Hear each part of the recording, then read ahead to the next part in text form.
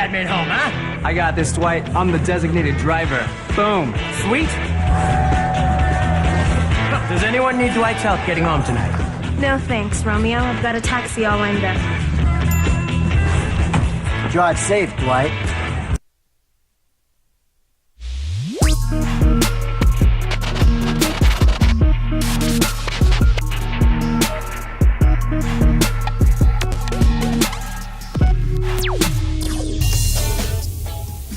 We begin the work week with a question. Question I will ask JJ Buck. Not how was your anniversary? Not how was Mother's Day? Although those are coming. By the way, happy anniversary. And I hope Chile had a great Mother's Day. But the question is it still over? Good morning to you and Merry Monday. Opening drive on 95.9 FM and AM 670 Sports Animal. Jeff Symbieta, JJ Buck. How you living, and is it still over? You can add me to that reel that Michael Malone put together. Yeah. Of the important talking heads, the people that matter in this business, that said it was over, that get the brooms out, there's no chance. And we watched two unbelievable games that made 0 sense in a series that the team that won those back-to-back games, Denver Nuggets, showed 0 of that in games 1 and 2. I kind of feel like we watched 4 games now that made 0 sense. Yes. Right? The road team has won all 4 games in the Nuggets and Minnesota Timberwolves Western Conference semifinal. And after the Nuggets dropped 2 at home, conventional wisdom said it's over. They're going up there. Will they get swept? Will they win one and come back? Well, I mean, it's over. The Wolves are just better. They were beating the hell out of them. They were doing everything better.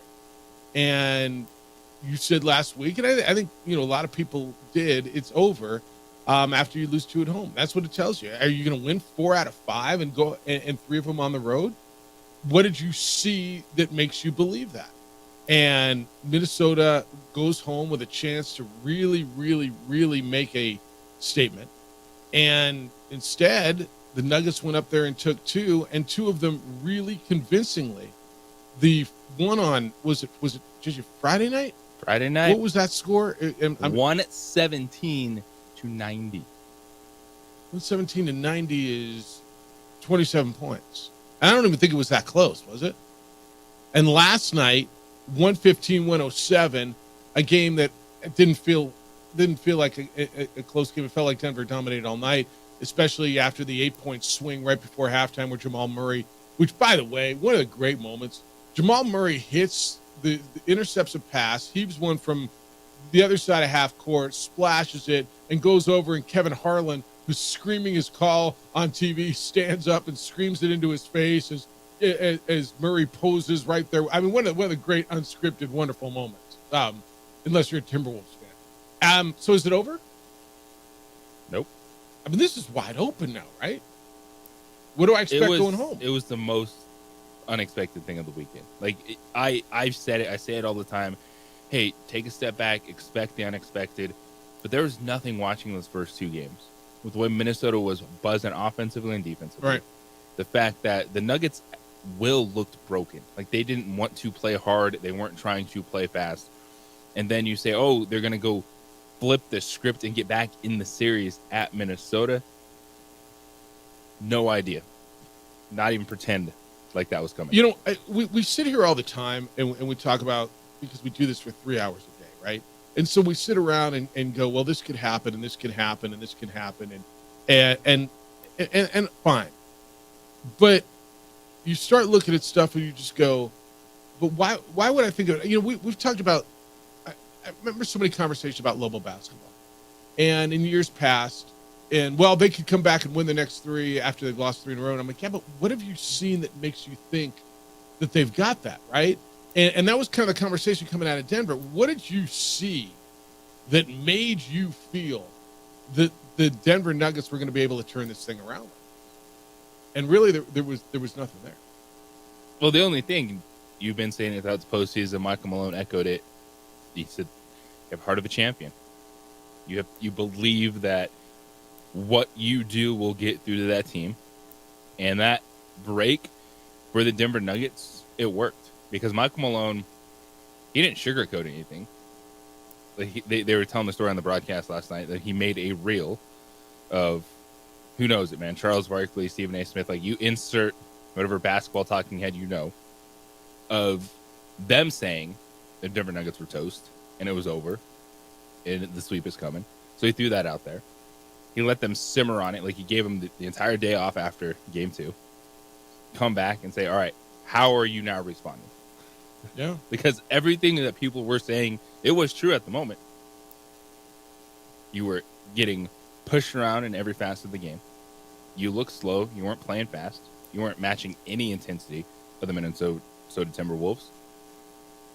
So how are you going to respond? And boy, did they respond on Friday night. Last night, 35, 7, and 7 out of Jokic. I thought Aaron Gordon was terrific. You know, to me, Jamal Murray's number 2 on that team, right? Yes. I mean, he is. Who's number 3? Because people always want to tell me Michael Porter. Well, it's rotated. Porter was number 2 in the Lakers series for his offense. And, you know, Aaron Gordon is the ultimate X factor, because when Aaron Gordon is going off offensively, then all of a sudden it's really hard to stop when you're running the pick and roll, which they ran into the ground in the fourth quarter that Minnesota had trouble stopping. The confidence of Aaron Gordon, his three-point shooting, he's shooting threes. There's nothing you can do with that dude because he can still put it on the deck and get by you. The biggest thing to me was how they changed just bringing the ball up the court and allowing Aaron Gordon to bring the ball up. And what that did was it took a little frustration off Jamal Murray. Once they got into the front court, they either gave it to Jokic in the high post or let Jamal Murray go to work. But it was something small like that. You're wondering, how do you change it? What do you do as a coaching staff? And just letting Aaron Gordon bring the ball up the court. Just a different look. And letting Aaron Gordon muscle his way into the front court with the way Minnesota wants to play defense, picking it up. Something small like that really helped the Nuggets get settled. And also the fact that they're not switching as many pick and rolls. They're trying to fight over it. They're not getting into the bad mismatches with the big guys inside. Quality work from the Nuggets coaching staff. Yeah, it was, and the whole club. I mean, it's look in the mirror and what do you want to do? Hyperbole is so crazy sometimes, right? I mean, we spit it, and you know, it's hard to knock out the champion. And you were sitting there the other day going, "Is it really?"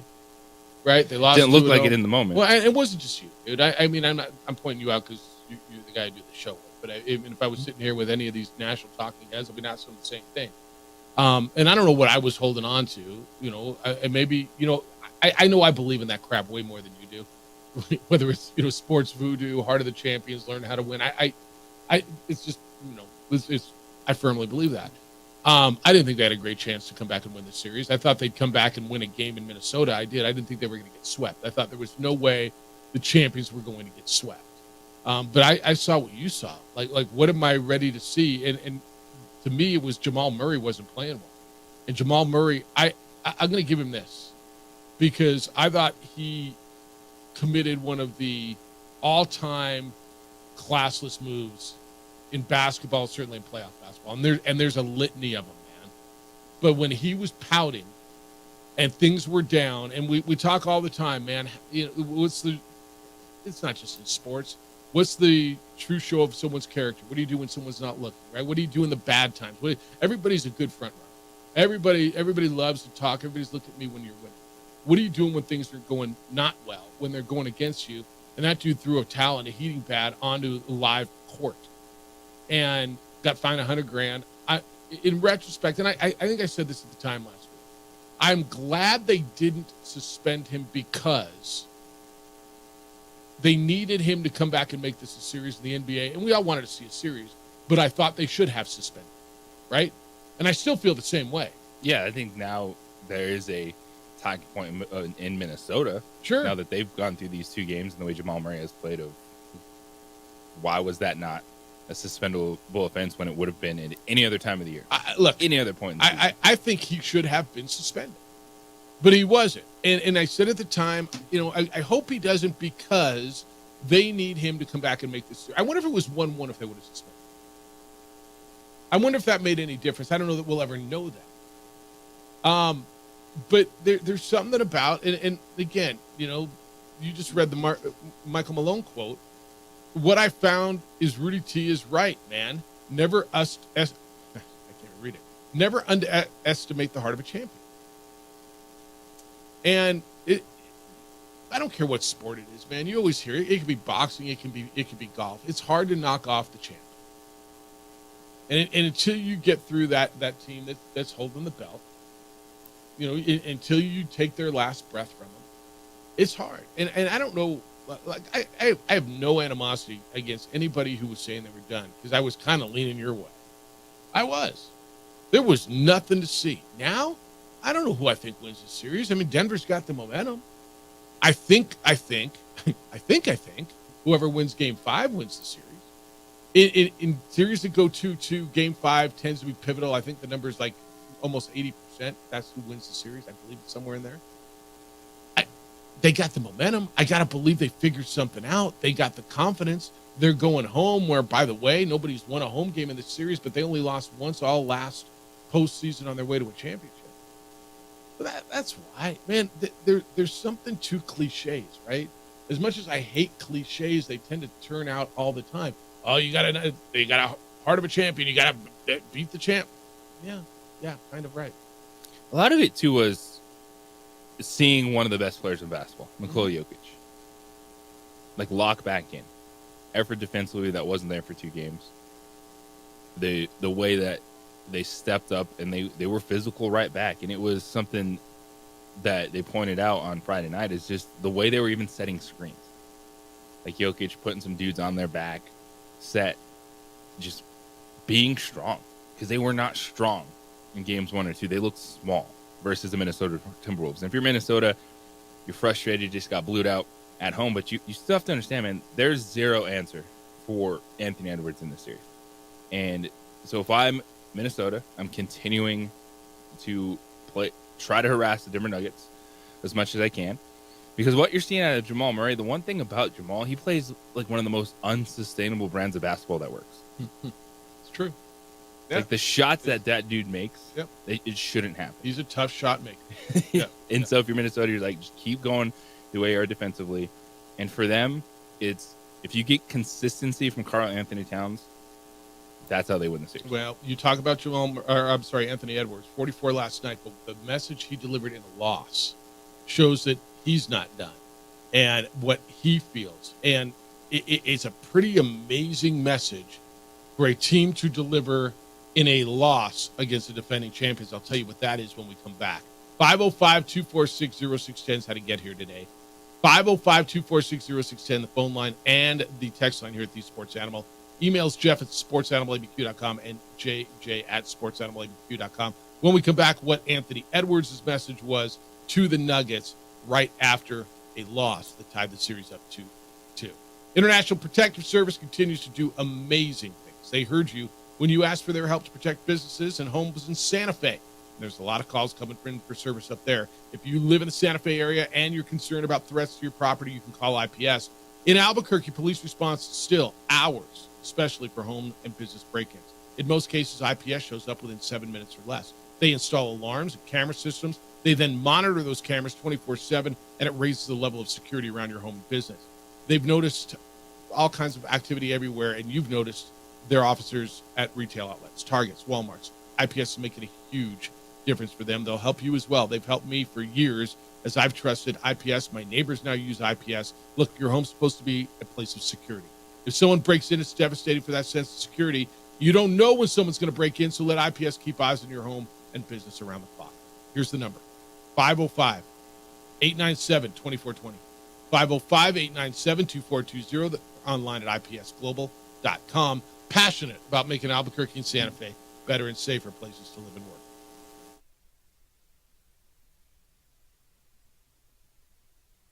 We would like to thank the following sponsors for making this broadcast possible.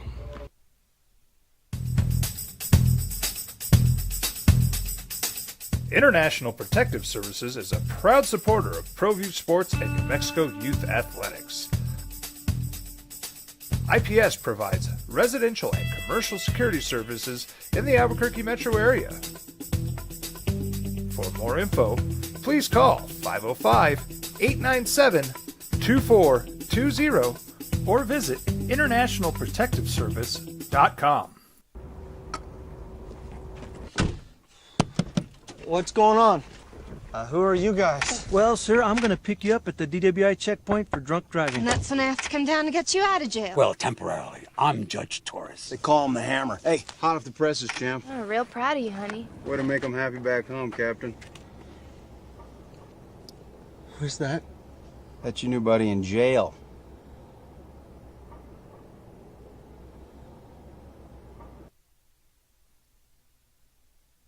I'm going out, Grandma. When are you coming home? I'll be home late. Don't wait up, okay?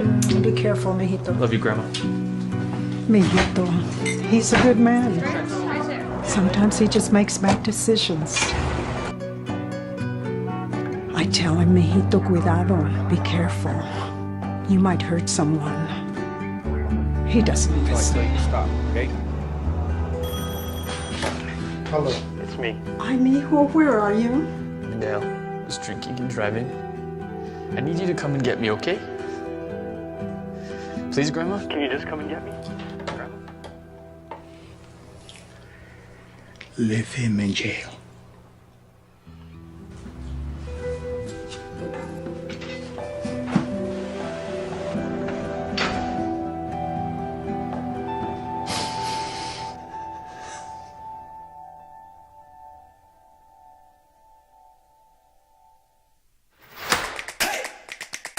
Albuquerque's leader in sports is Pro View. From pros to prep. All your favorite action.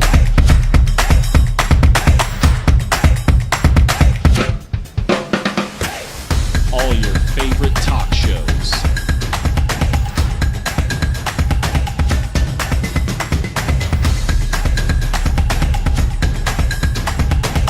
Find it on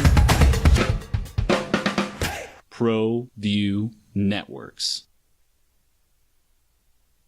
We would like to thank the following sponsors for making this broadcast possible. Albuquerque's leader in sports is Pro View. From pros to prep. All your favorite action.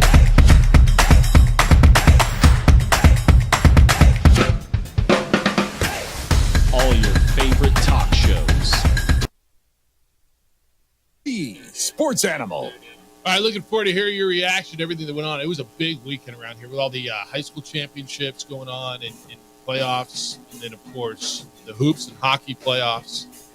Big weekend for the Rockies. I mean, I guess. College news.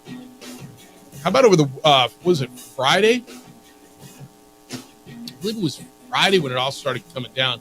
Saw the Grand Canyon had become a member of the West Coast Conference, and then Seattle. I want to get into that as well. Well, let's finish up the thought on Anthony Edwards and the Denver Nuggets. 505-246-0610. Want to hear you get in. And the email is jeff@sportsanimalabq.com. You can send a text as well to the phone line, 505-246-0610. JJ, after the game, Anthony Edwards, 22 years old. Evidently, I guess he got Jamal Murray's attention on the sidelines, and he clapped his hands because the Nuggets were celebrating. They just tied the series. They just went in and took two from Minnesota, and Ant-Man kept his eyes fixed on Edwards and delivered a message. And he was asked, what was that about? And Edwards says, quote, I just told his ass, we love that.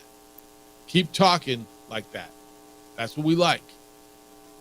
Well, I loved it. He didn't say nothing back, but I'm pretty sure he heard me. They heard me. You live for that, end quote. It's a young man who just got beat twice at home, convincingly, but is still pretty confident going in. You learn how to win. I have no qualms with that young man. I think he knows how to win. I think, if you get a bunch of him, you're fine. I don't know if they've got enough on that squad. And we sat here Friday and said, oh, yeah, it's done. They've got plenty. I think they do have enough. They have enough. I think they do. I think I definitely learned my lesson in this series is don't assume anything too far in one direction. And while Denver's riding all that momentum right back into Denver, it's a Minnesota team that won those first 2 games on the floor, still has that dude that Denver has no answer for, 0 in Anthony Edwards. And I think you'll see better shot making from Karl Anthony Towns, keep that defensive intensity up. And while it's been hard to peg this series to this point in time, it's as wide open as it gets. Well, I think when we left here Friday, we thought the Knicks series was over too, right? A lot of people did. Knicks were up 2-0. They won 2 close games. They finished way better than Indiana did. But I think that series was less, you said it was over because you watched an Indiana team that just folded down the stretch, right? I mean, you can argue that during the first 32 minutes, 35 minutes of those games, that Indiana was better. You can have that argument. Indiana then wins game 3, 111-106, and runs the Knicks out of the building 120-189, and we're 2-2 headed back to New York. That was a series you expected the Pacers to be able to climb in it over the weekend just due to the injuries of the Knicks. Like, they're going to have one of those games. Did you think it would be back-to-back games like that? No. But now they're feeling it, and Jalen Brunson's out there, Josh Hart. They know that there's no excuses, man. Like, this is who they are. This is who they have left. And in 2 series you thought was over, I figured the Knicks would drop a game in Indiana, but have enough to hold on with that lead. And now, if you're in New York, you're reassessing your rotations, and even if it's 43 minutes, it doesn't matter. Like, Josh Hart, he's gonna have to play as many minutes as he can handle. But now he's saying he's fatigued, and you have to address that if you're Tom Thibodeau. Last night or yesterday afternoon, Josh Hart played just 24 minutes. Now, look, that was a blowout, and they pulled their guys early, and they McBride gets 32 minutes, and I mean, your bench got played because you got run out of the building. But they flat out got run out of the building. Meanwhile, the Pacers shot 57% of their shots. They hit 14 3-pointers, and they were really good. Do you give the Pacers? I mean, obviously, you give them a chance. Knicks still win the series, don't they? No. So you like the like Pacers? it's when it gets to 2-2, it's changed everything for those 2 series. I thought it would be 3-1. Both of them after the weekend. Yeah. Well, 3-1, Knicks Pacers. Talking about the series being over this morning for Minnesota and Denver. Okay. I mean, it's never over. The other series, Dallas has turned the tables on Oklahoma City. They've won the last 2. 105-101 they won in Texas on Saturday, and it was P.J. Washington, 27 points, just 2 shy of his playoff high. And then he hit that in game 2. Luka Doncic is playing well, and Luka's hurt. Shai Gilgeous-Alexander still had 31 points. That's, to me, still a series because everything's super close. And then Boston comes back from losing in Cleveland, and Jason Tatum heard all the noise going around it. They lost game 2 in the first series, just like they did in this series to the Celtics. Came back and handled Cleveland 106-93. Jaylen Brown had 28. And the quote from Jaylen Brown, "We don't come to Cleveland for the weather, so let's go." I don't think anybody goes to Cleveland for the weather. No. You should go to Cleveland, maybe go down to Canton. Rock and Roll Hall of Fame. See the Rock and Roll Hall of Fame. Yeah. Check out the lake. Browns. The Guardians. If you're watching the Browns, you're probably not there for the weather that time of the year either. I promise that's right, too. Maybe there's a concert in town because, they get all the good music there. So, all right, so we're open for you on anything hoops. 505-246-0610. It's open, and we'll hit it again as we go through the morning, but there's a ton to get. Well, we're not done with all the hoops because of the draft lottery. So a team that was in the play-in who had a 3% chance got in. You're going to have to explain something to me. So the Hawks finished 10th. They had a 3% chance to win the lottery. And it says it's the 5th lowest odds by a team to win the number 1 pick since the lottery began. How do you have 5 lower odds than 3%? There's 2%, there's 1%, there's no percent. How do you have 5 lower, like this is the 5th low? I've read this too a million places, and I don't understand it. Maybe it was like 2.7. I don't know. You see what I'm saying, Yeah. though? Like, I heard it, and I had to do a double take. They had 3% chance, and it was the 5th lowest odds. Really? Anyway, it doesn't matter. What do you do with it? What are the odds that they use the number one? Or do you think that they'll try to package that with Trae Young and go get Devin Booker or something? I think now Atlanta, you have the number one pick is different as opposed to if you have 8 or 9 and then you're trying to flirt with, hey, we have this pick and one of these guards trying to retool. No, it's still the number one pick. And people are going to tell you, oh, this draft stinks. There's not a player. Okay. Yeah. You're going to find someone. I promise. Like, if you make the right pick, you're going to land an all-star level player. Even though right now there's not a household name that's going to go number one. No, it's this guy from Perth, Australia, this Alex Starr that everybody's projecting. He's a big, he's a power forward center, which, by the way, the league feels like it's trending back that way, right? I mean, not to the traditional back to the basket centers, right? Yeah, you still need to be able to be efficient with size in the NBA. Well, I mean, look at what Jokic is doing. Wembanyama, Zion when he's playing. I mean, there's Embiid. Now it's got to be a big that can get away from the basket, but and it appears what this guy is. Let me ask you this: if you are Phoenix and the phone rings, and Atlanta says, "Hey, you want the number one pick and Trae Young, but we want Devin Booker," are you listening? Devin Booker is the star that their fans love that guy. You're going to keep the two guys you brought in. He's what's remaining of that team that made a run to the finals. He was the heart of that team. He is dynamic offensively. Is the counter I'll give you Durant for him? I think Devin Booker, I would not trade Devin Booker. I'm not sure I would either. But I saw you think about it for a minute. Yeah, you have. That's one of those where I think James Jones, the general manager, is listening. He's having those moments of pausing in his head. All right, if we get a phone call, how to react? What are we going to do? Because the owner, Matt Ishbia, is going to just immediately say no to everything. Like, he is on board with saying, I have these 3 stars on my team. You figure it out. We fired Frank Vogel for a reason. Because he couldn't do it in 1 year. Okay. So I think that's going to be the challenge of Phoenix acquiring any assets in the future. Is I don't think that their owner is moving off Booker or KD because those are the movable pieces. Who would you move? I would move KD, but I would say, you know what? I want a little bit more. I'm listening to you, and I'll give you KD. Because I don't think that team is better with Trae Young. Okay.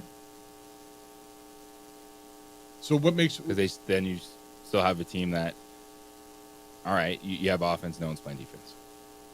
What about, would you say I'd rather have DeJounte Murray? I would rather pair DeJounte Murray in that backdoor. All right. So you're James Jones. I'll tell you what. I'm holding on to Booker. But you can have Durant.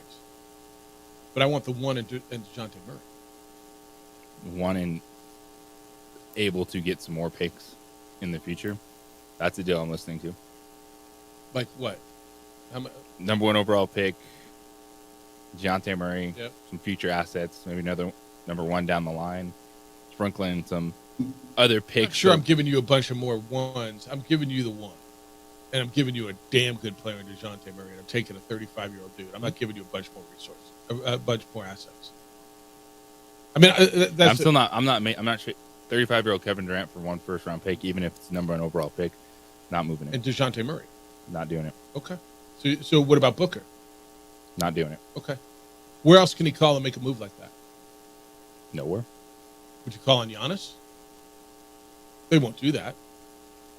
Unless he just wants out, right? Who else is just wants out? I'm just looking around like who's gettable, right? Is Giannis gettable? That's not a Klay Thompson move. I'm looking around the league and saying, all right, who wants out?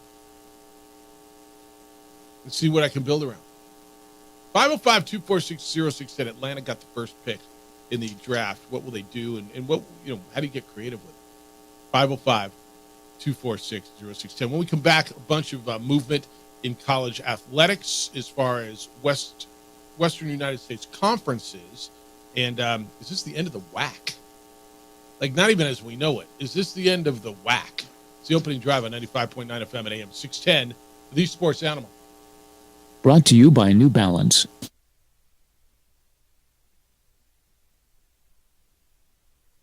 We would like to thank the following sponsors for making this broadcast possible.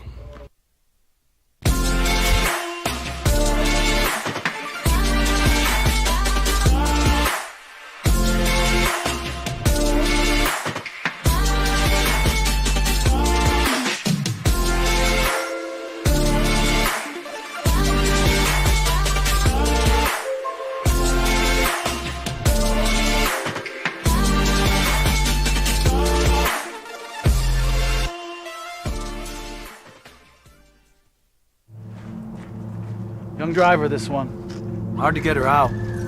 She'd been drinking. This one. Both of them gone. They'd been drinking, and he drove clear off the road. This was my family. Drunk driver hit us. And my wife and our daughter, they didn't make it. Hey, look! It's Dwight Goodman! Boom! This place is hot. Let's see if anyone needs my help. How about I drive you madman home, huh? I got this, Dwight. I'm the designated driver. Boom. Sweet. Does anyone need Dwight's help getting home tonight? No thanks, Romeo. I've got a taxi all lined up.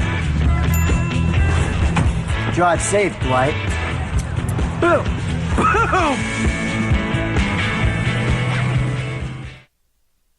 These days, it's important to know people and businesses you can trust. There's a lot of places where you can buy a vehicle, but there's only a few local dealerships where you'll find honest people who have your best interests in mind. And Fiesta Kia is one of them. We've been helping our neighbors save money and drive dependable cars for years, and we'd love to help you. With new Kias arriving daily, you'll love our selection and the peace of mind you'll get driving a Kia from Fiesta. So stop by and see us today at Fiesta Kia on Lomas, or just start driving now at fiestakia.com.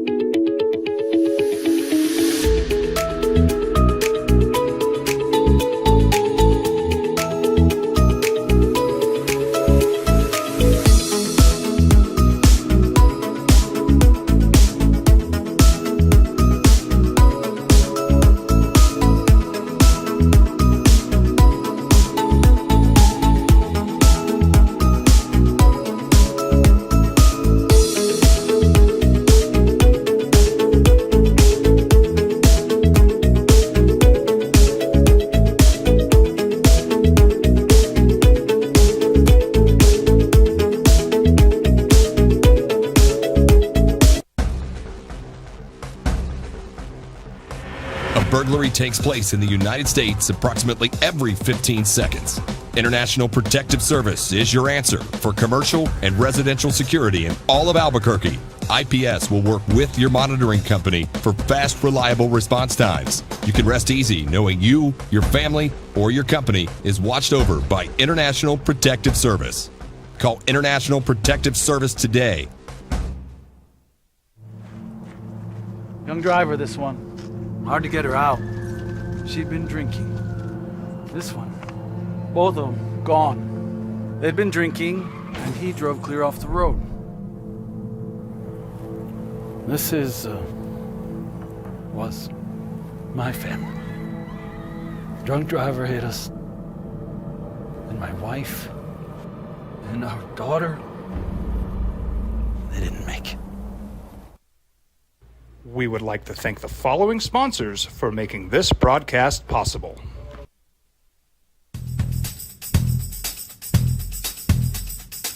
International Protective Services is a proud supporter of ProView Sports and New Mexico Youth Athletics. IPS provides residential and commercial security services in the Albuquerque metro area. For more info, please call 505-897-2420 or visit internationalprotectiveservice.com.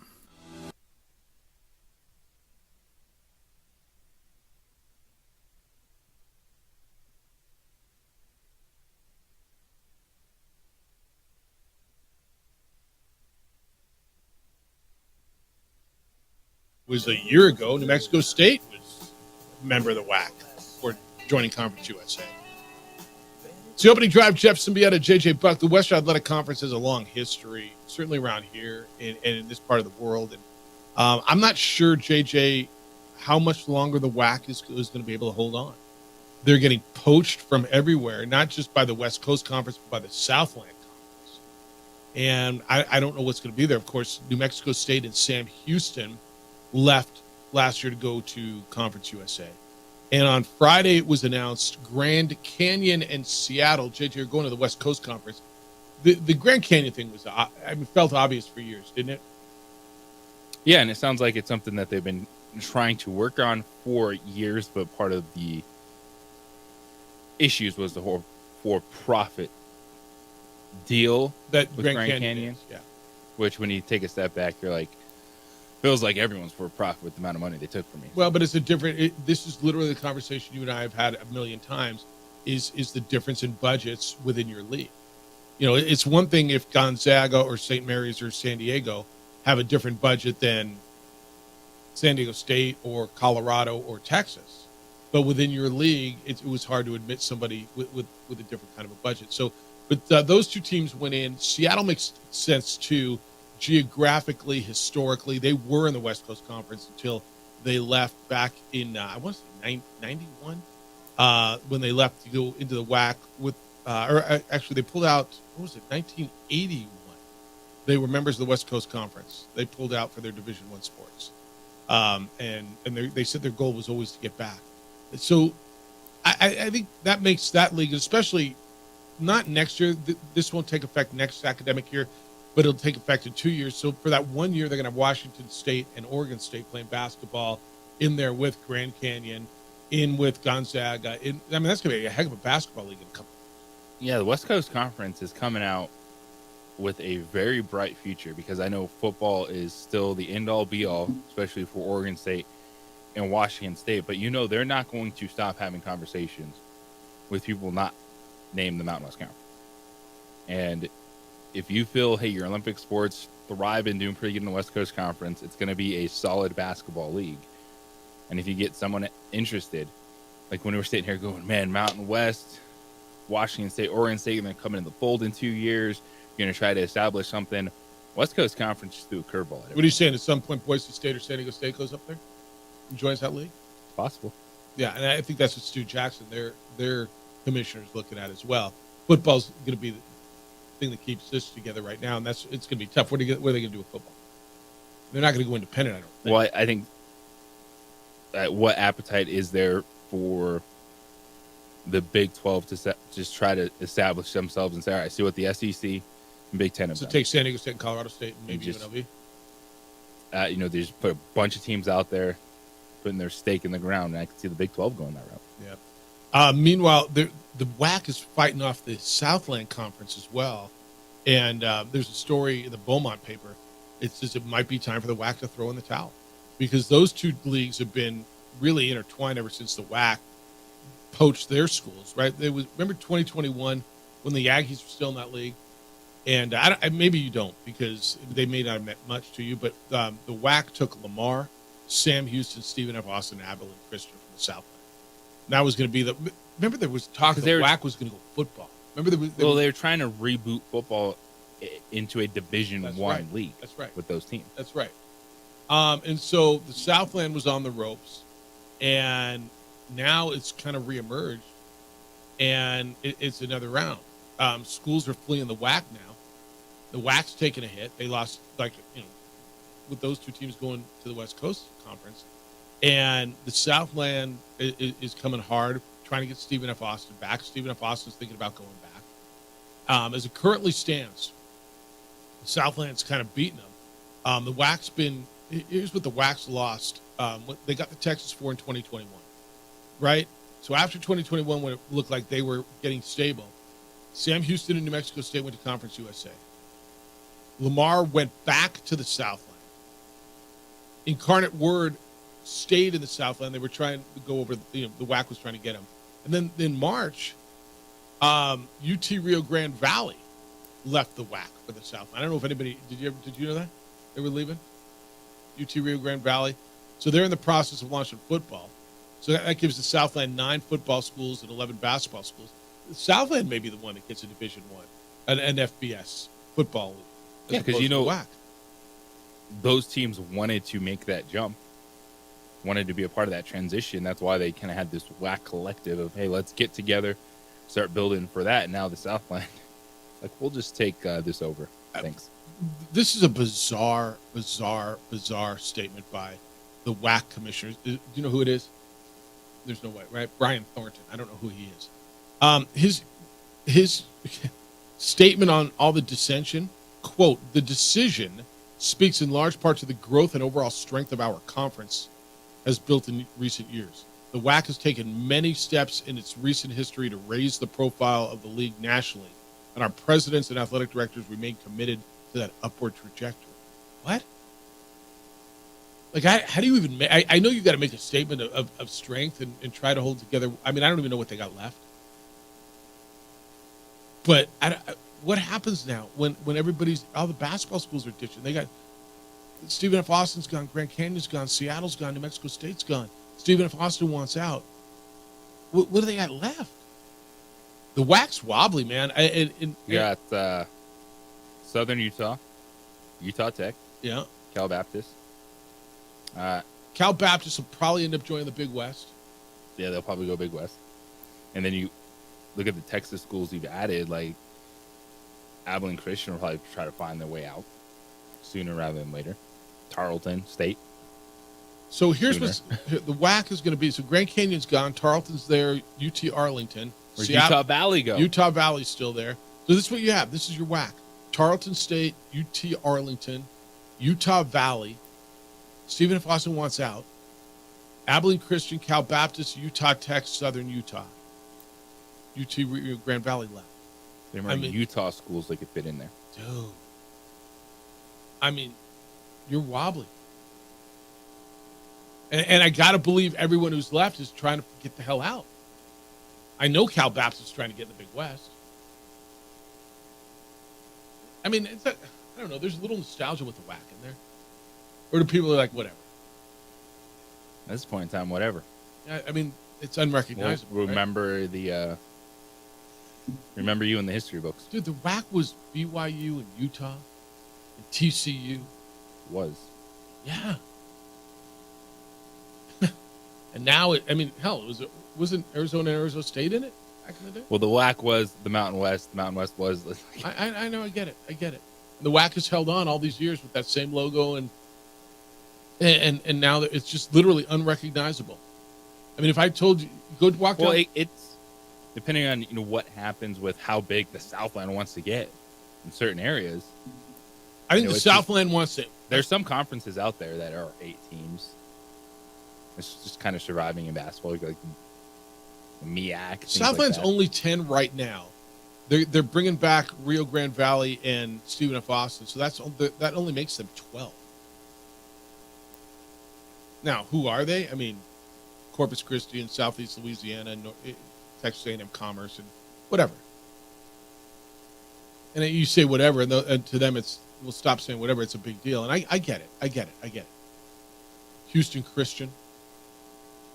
But man, oh man, it's I don't know, with all the tradition, that's you think the West Coast Conference is something to look out for as far as the Mountain West is concerned?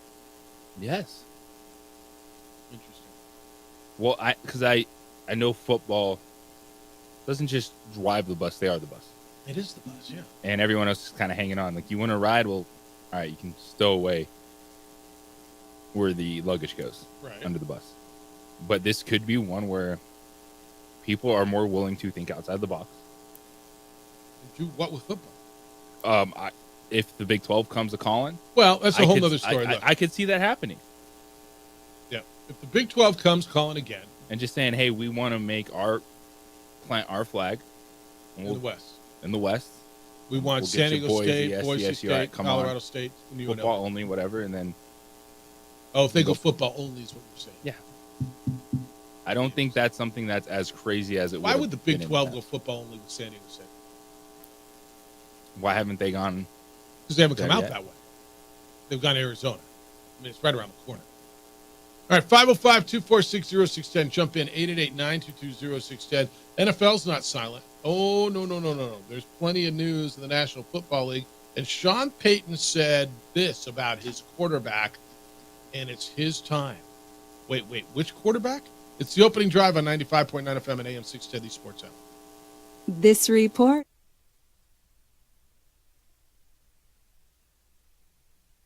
We would like to thank the following sponsors for making this broadcast possible. Hi, my name is Daniel Chavez, and this is my business partner, David Chavez. We are the owners of Indeed Safety. Indeed Safety is a local safety consulting company helping our clients with their safety needs for their projects.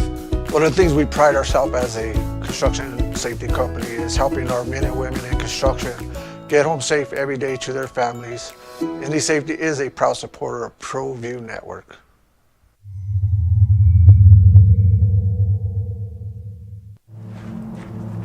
Young driver, this one. Hard to get her out. She'd been drinking. This one. Both of them gone. They'd been drinking, and he drove clear off the road. This was my family. Drunk driver hit us. And my wife and our daughter, they didn't make it. Don't sacrifice quality and flavor when you're in a hurry. Golden Pride offers ribs, fried chicken, red and green chili breakfast burritos, and frontier sweet rolls.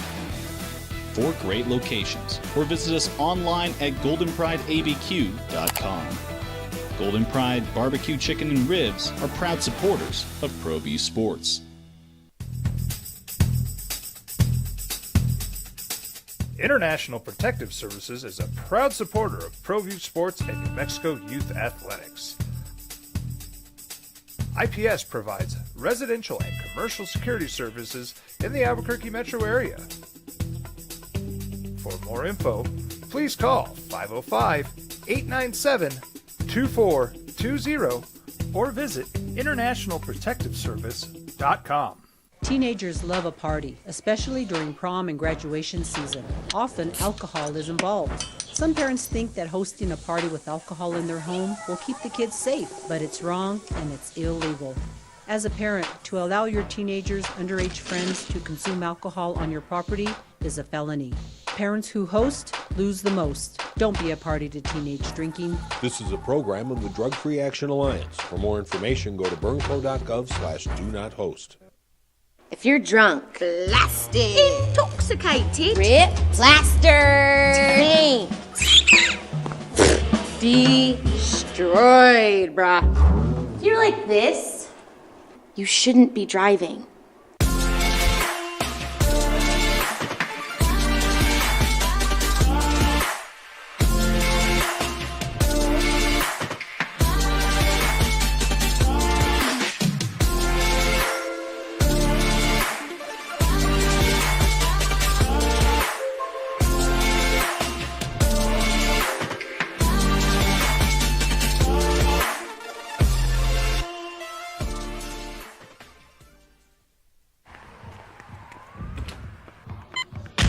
These are more than just the sounds of a safe place to go after school.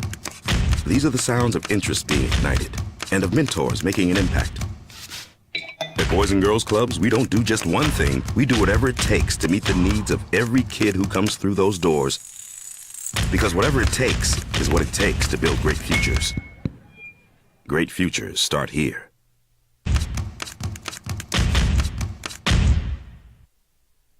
We would like to thank the following sponsors for making this broadcast possible. Hi, I'm Steve Stucker here for Dr. Robert Melendez and the Juliet Eye Institute. You may remember me like this, but no more. The glasses are gone. I tossed them months ago because of a brand new procedure from Dr. Melendez known as RLE, Refractive Lens Exchange. The latest technology, the best eyesight I've ever had in my life, and you can check it out by clicking on the link in the description right here.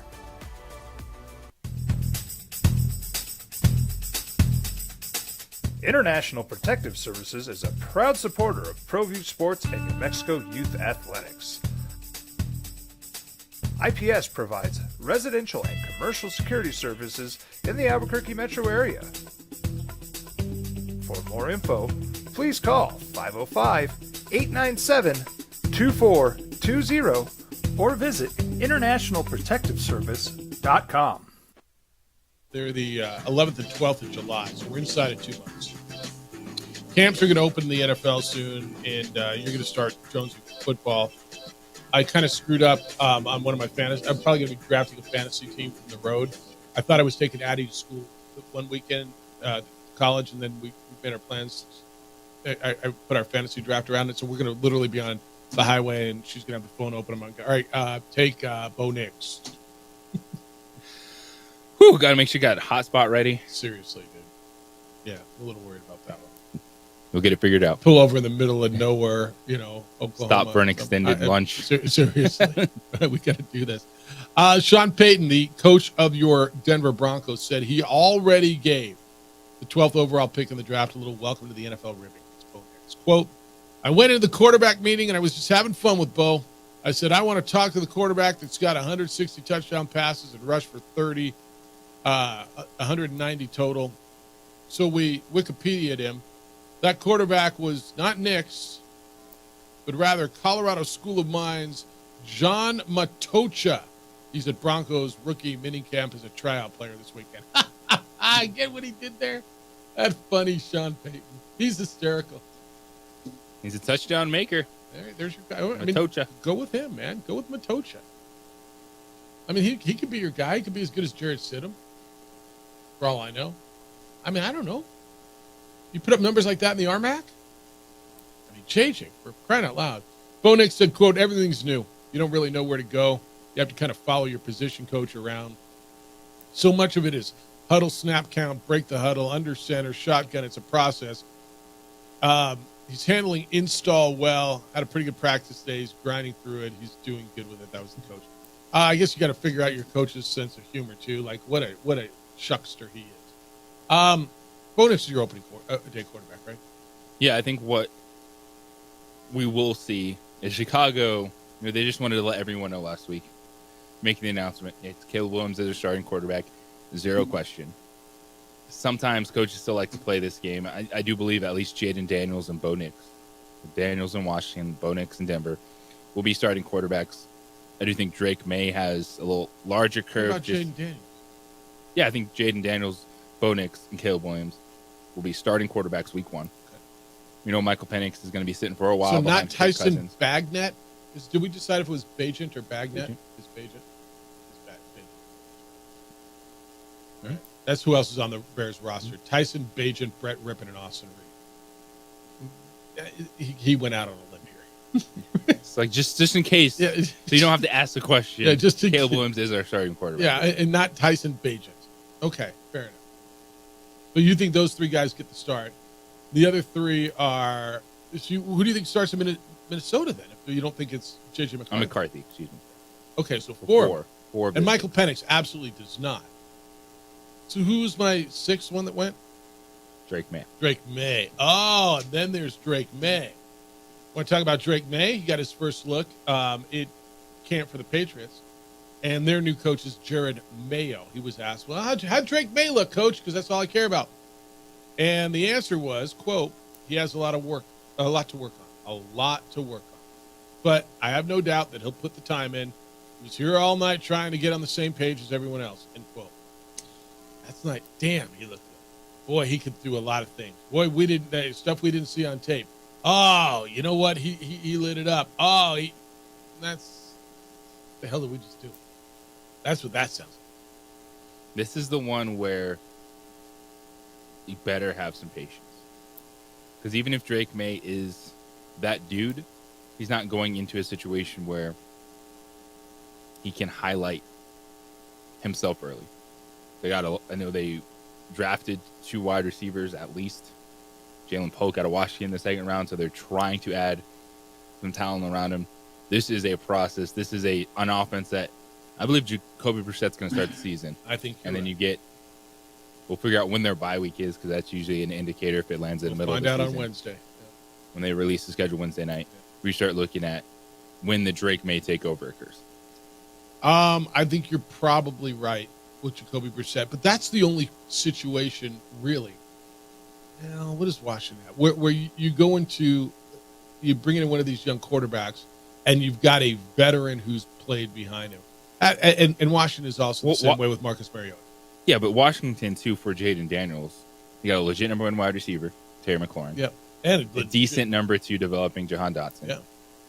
You have a running back room that consists of Austin Eckler and Brian Robinson. That's another story. No, it's a whole other story, and they weren't horrible. And New England was horrible. No, I totally agree with you. Both of them also have a veteran quarterback who's won games. Now, you could say not a ton of games, but Marcus Mariota won games in the NFL. So you think 4 of them start, 2 of them do not. Will Michael Penix start a game this year that isn't injury related to Kirk Cousins? My answer is no. I think the odds are in favor of yes. That he would start a game that is not directly related to a Kirk Cousins injury. Now, if Kirk Cousins gets hurt, obviously he starts. Sorry, I just totally blanked on the first part of your No, that's all right. That's all right. That's the qualifier. You think he will? Not injury related, no. Yeah, I think, and that's what they've been pretty, but they had to be open about it because otherwise Kirk's going to get all hurt. 505-246-0610, 888-922-0610. The new kickoff means what? Here's what one NFL coach tells you. Next, opening drive, Jeff, JJ, 95.9 FM and AM 610 Sports Hour.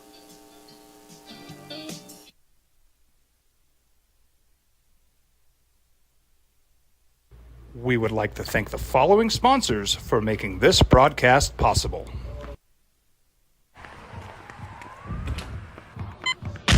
These are more than just the sounds of a safe place to go after school. These are the sounds of interest being ignited and of mentors making an impact.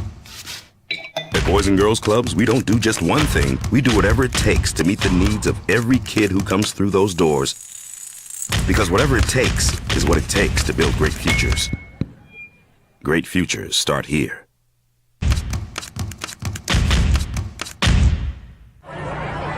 Hey, look! It's Dwight Goodman! Boom! This place is hot. Let's see if anyone needs my help. How about I drive you madman home, huh? I got this, Dwight. I'm the designated driver. Boom. Sweet. Does anyone need Dwight's help getting home tonight? No thanks, Romeo. I've got a taxi all lined up. Drive safe, Dwight. Boom! Boom! What's going on, Lobo Nation? Ja'Cory Krosky-Miller here. And I'm Devin Dampier. The Lobo football team's going through some changes, but we're here to stay. We'll put in the work on the field and in the weight room, but we'll need your help off the field. 505 Sports Venture is leading the charge in the NIL space. And you can be part of it. You make my heart better. Try this shit better than all my intentions. Light skin shorty, you got my attention. CEO, baby, I get you the business. Touchdown and pay you a visit. Well, I'm going to the frontier, walk up to the cashier, order up a root beer and a number 1. Cover it with green stuff, 1 scoop is not enough. Find a booth is real tough, backed by the Duke. Meet my family, meet my friends in the quirkiest restaurant I have ever been. All of Albuquerque's favorite spot, it's the Frontier Restaurant. The Frontier Restaurant is a proud supporter of ProView Networks. Don't sacrifice quality and flavor when you're in a hurry. Golden Pride offers ribs, fried chicken, red and green chili breakfast burritos, and Frontier sweet rolls. 4 great locations, or visit us online at goldenprideabq.com. Golden Pride Barbecue Chicken and Ribs are proud supporters of ProView Sports.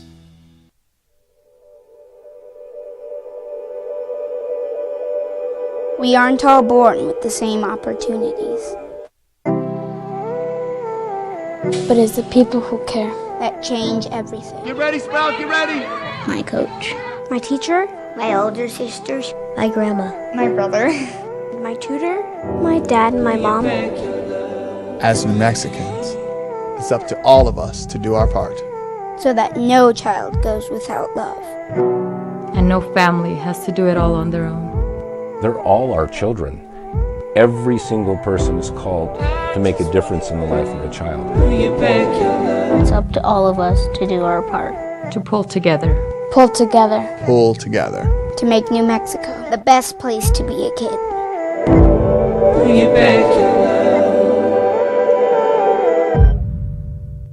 Teenagers love a party, especially during prom and graduation season. Often, alcohol is involved.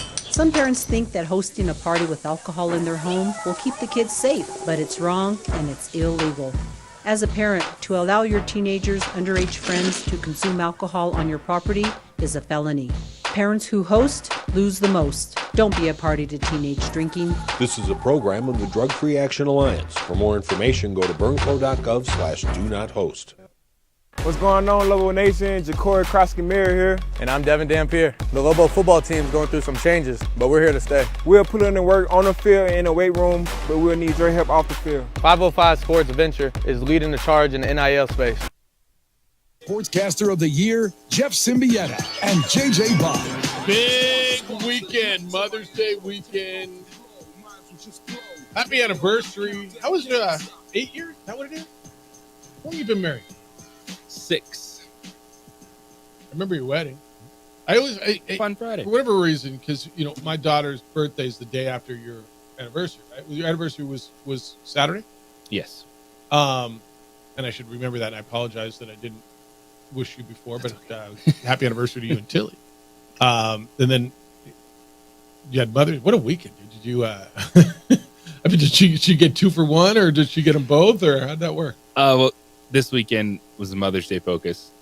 Did something Saturday night, kind of as a family with my mom.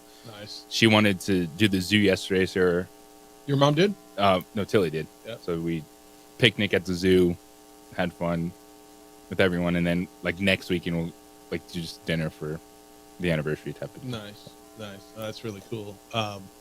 It's the opening drive. Jeff Symbieta, JJ Buck. Yeah, we had Cheers weekend, man. Addie turned 18 yesterday, which is just nuts to me. And she had her senior game for lacrosse. So, they did the senior ceremony, and she's become so close with so many of them. And, they do the poster and the flowers and the crying. And I'm not going to lie, I cried too. I am a sap, though. I'm a super emotional sap. Her mom and I got together with her yesterday. We were talking about college and drop off, and her mom's like, "Oh, your dad will cry. I don't cry much." I'm like, "Oh yeah, I will cry." Like there's a baby. tears coming. I promise you, I will weep like a child when I drop my child off at college and drive away. Yeah. You can call me whatever I don't care. But yeah, good tears. 18 years old, dude. And then Mother's Day. Dude, what a weekend, huh? What a weekend. Happy anniversary. Appreciate that. Yeah. You lasted longer than I ever did. You know what? Tilly said you only got 74 years left, so you're a free man. I think at this point you got 80 years, right? 80, but I think she's going from when we met. So so you get 67. You get freed early. Is that Yes. the deal? You got 67 years left. All right. Yeah, you're almost home. You're almost there. Big weekend around here. New Mexico United was a winner over the weekend. 2-1. They beat Oakland Roots out at the ball pitch. And it was a big deal for them to continue to get back into USL Championship play.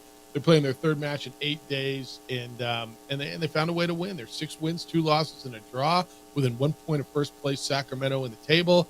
They got a goal late. Did you see the goal that won it? It was like, how did that even get through? What was the goaltender like? It wasn't a rocket. It was a dribbler through a screen, kind of. Well, it was one of those. It's a free kick from the angle that it was at. Yeah. So, by the way, I do like how they switched it up, the filming.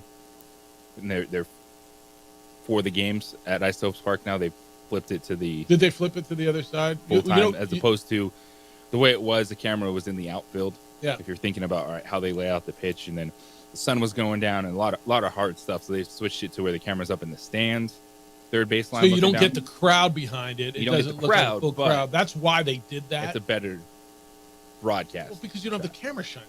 Yeah. If you look anywhere in America, this is I don't know if people understand that football fields, soccer pitches, they run north-south. I mean, like 90-something% of them. And the camera is always on the west side of the field shooting east to avoid the sun setting right into the camera. And the United setup was different over the first 4 or 5 years. They had the scissor lift on the other side because they wanted the aesthetic, and I understand why. They wanted the aesthetic of showing the fans that and they get such a great crowd. It looked great on TV, except for when it didn't, and that was most of the first half when the sun is shining directly into the camera and the glare, and at times it would render that camera angle damn near useless. Yes. So when you see it on the broadcast and it's on the near side, and that's a free kick that 9 out of 10 times you're swinging it across the box, hoping for someone to come in, head it in, get a rebound. And so that's what caught the goalie off guard is he went near post off a tough angle free kick that you're just expecting, hey, that's going to be swung into the box, go to try to make a play. Instead, he found the back of the net. So they were winners. They are on a roll, man, and they're home for. It was good. It was just good to get a home game. Gladiators lost over the weekend. San Antonio scored in the last 10 seconds, 56-53. They beat the Gladiators out at Rio Rancho Event Center, so Duke City is now 0-6. Isotopes got a split on the road in El Paso. They win yesterday, and so they come home after a split, and they open up a series with Sugar Land. And you're going to get some big leaguers in town this week. Huh? Chris Bryant's going to be in town. There's a bunch of rehab for the Rockies. Chris Bryant should just hang out in Albuquerque. All right. You might have a case for being more known as an isotope than a Rocky. By the way, don't look now. The Rockies won 4 in a row. They just swept not just any team, the defending world champion Texas Rangers. And pitching. They won 3-1 yesterday, 8-3 on Saturday, 4-2 on Sunday. They gave up a total of 6 runs in 3 games to the Rangers, which is what they kind of feels like they give up in an inning on a regular night, doesn't it? Yes, it does. So 3 wins over the weekend is a quarter of their total wins of the season. It's May 13th. That's insanity. But good for them, and maybe something's rolling, man.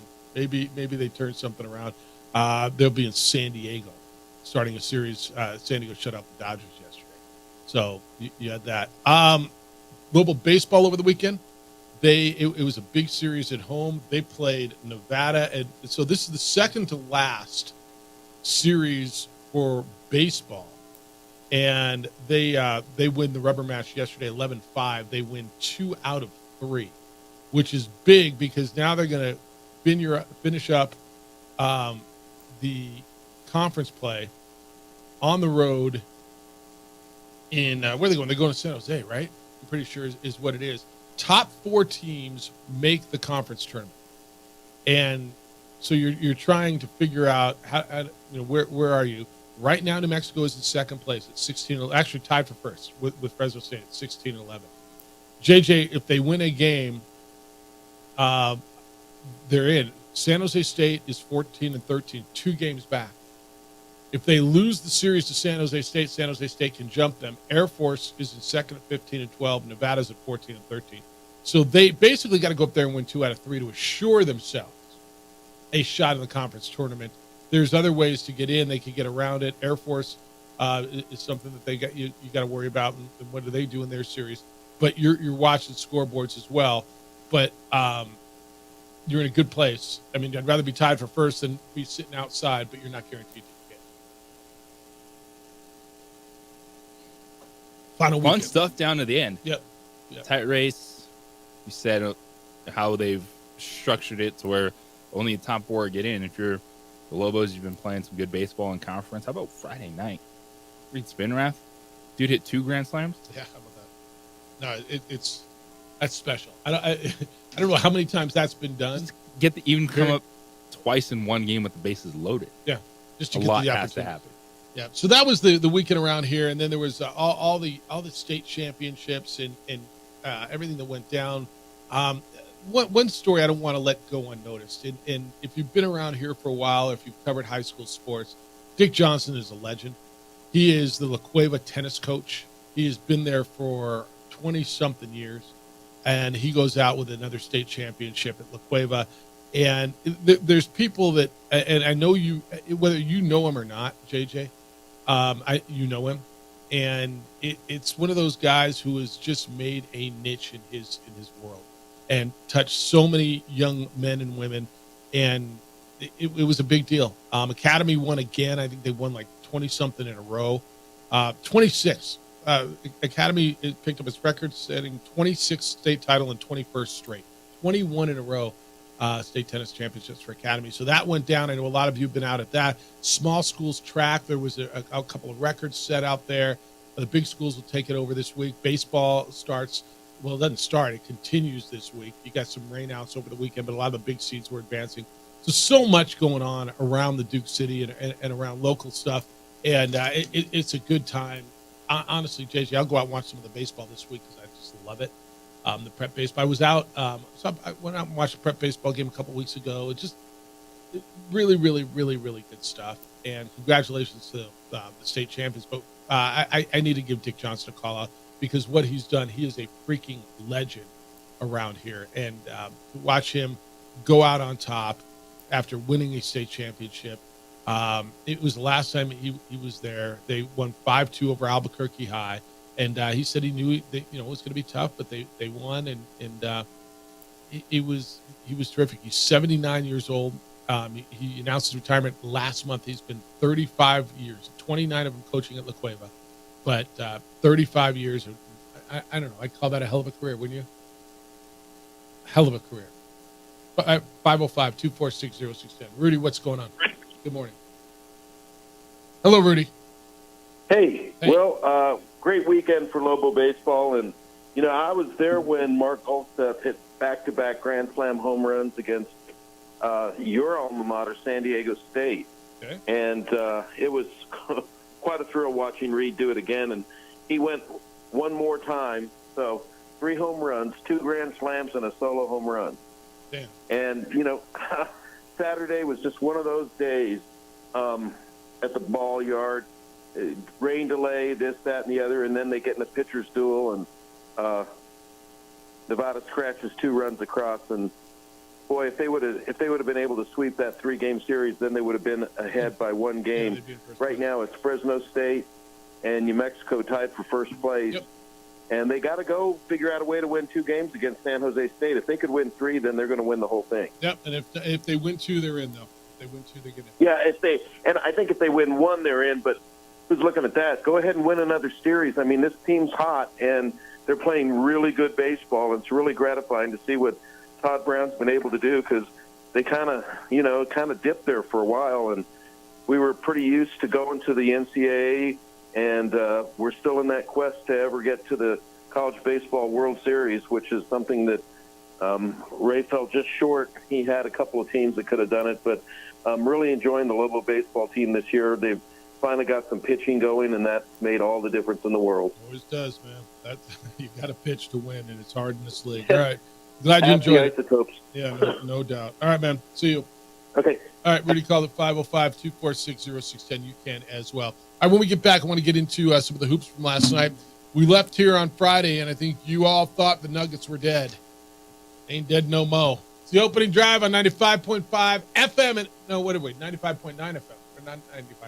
95.9 FM and AM 610, the Sports App. This report is.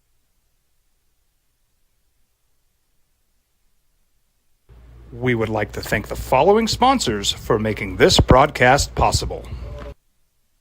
What's going on, Lobo Nation? Ja'Cory Krosky-Miller here. And I'm Devin Dampier. The Lobo football team's going through some changes, but we're here to stay. We'll put in the work on the field and in the weight room, but we'll need your help off the field. 505 Sports Venture is leading the charge in the NIL space. And you can be part of it. Shorty, she better than all my intentions. Locked in, shorty, you got my attention. CEO, baby, I get you the business. Touchdown and pay you a visit. International Protective Services is a proud supporter of ProView Sports and New Mexico Youth Athletics. IPS provides residential and commercial security services in the Albuquerque metro area. For more info, please call 505-897-2420 or visit internationalprotectiveservice.com. ProView Networks would like to thank the following sponsors for making this broadcast possible. Hans Whitler Automotive, German car maintenance and repair in Albuquerque, New Mexico. Call 505-294-7684 or visit hanswhitlerauto.com. Hi, I'm Steve Stucker here for Dr. Robert Melendez and the Juliet Eye Institute. You may remember me like this, but no more. The glasses are gone. I tossed them months ago because of a brand new procedure from Dr. Melendez known as RLE, Refractive Lens Exchange. The latest technology, the best eyesight I've ever had in my life, and you can check it out by clicking on the link in the description right here.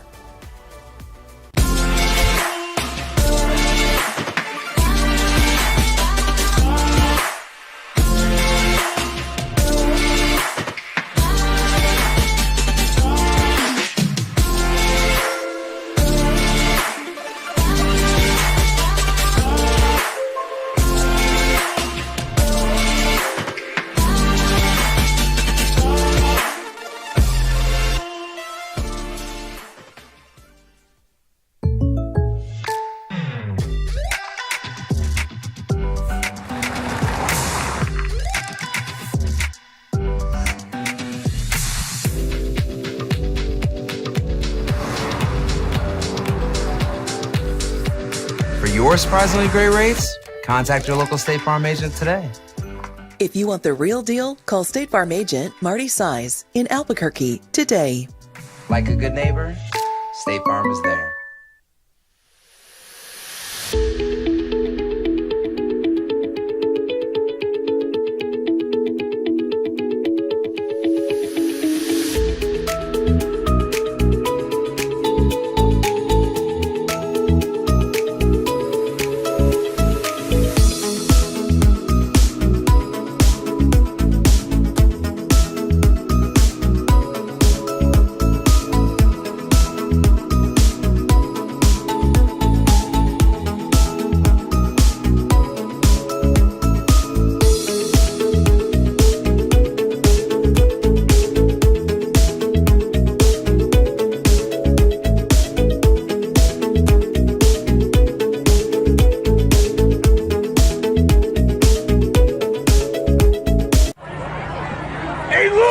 Dwight Goodman! Boom! This place is hot. Let's see if anyone needs my help. How about I drive you madman home, huh? I got this, Dwight. I'm the designated driver. Boom. Sweet. Does anyone need Dwight's help getting home tonight? No thanks, Romeo. I've got a taxi all lined up. Drive safe, Dwight. Boom! Boom!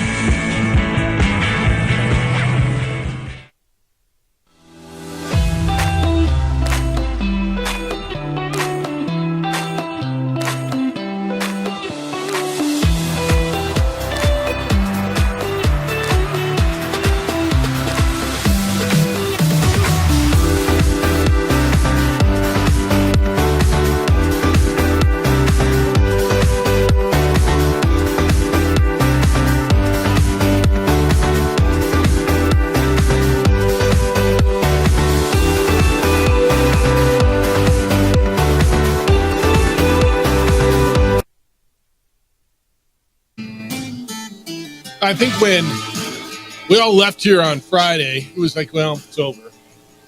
Nuggets had lost 2 at home. We're getting smoked. what the hell happened to the defending champs? All right, here come the new kids on the block. They're tougher, they're hungrier, they're better. Maybe not. Maybe not. 2-2 now after the Nuggets win yesterday, 115-107 after a blowout win in game 3 on the whatever night, 117-90 on whatever night that was. Jamal Murray had 24 points in Friday's game. He had the half-court shot. He's kind of the difference, JJ. If like he played not well in the 2 games in Denver, to me, he has to play well for them to win. And I don't know what's with his calf. I was interested to see how he would play on 2 days rest. When he had the break from Monday to Friday, I thought that extra 2 days was a big deal to rest that calf, right? And get him healthy. And it was like, okay, he looks good now. What's he going to look like coming back on 1 day rest, basically, every other day. And I thought he looked good yesterday. He looked like a completely different player over the weekend in Minnesota. Right. Completely different in all phases of the game. And Jamal Murray is the clear-cut number 2. He is the most explosive player outside of Nikola Jokic. But when you get to this point in the playoffs, you're going to have defined roles. You're going to have more guys that can step up. And the pecking order is, it's Jokic, it's Murray. And then after that, it needed to be Michael Porter Jr. offensively against the Lakers because Jamal Murray wasn't good that series. Well, this series, it hasn't been Michael Porter Jr. Michael Porter Jr. didn't close the game last night. Christian Brown played the fourth quarter off the bench. And the guy that was the X factor difference was Aaron Gordon. And he's been that dude the last 2 years because Aaron Gordon 100%. plays against Karl Anthony Towns. Aaron Gordon defends Anthony Edwards. And so you have a bigger body to throw at those guys.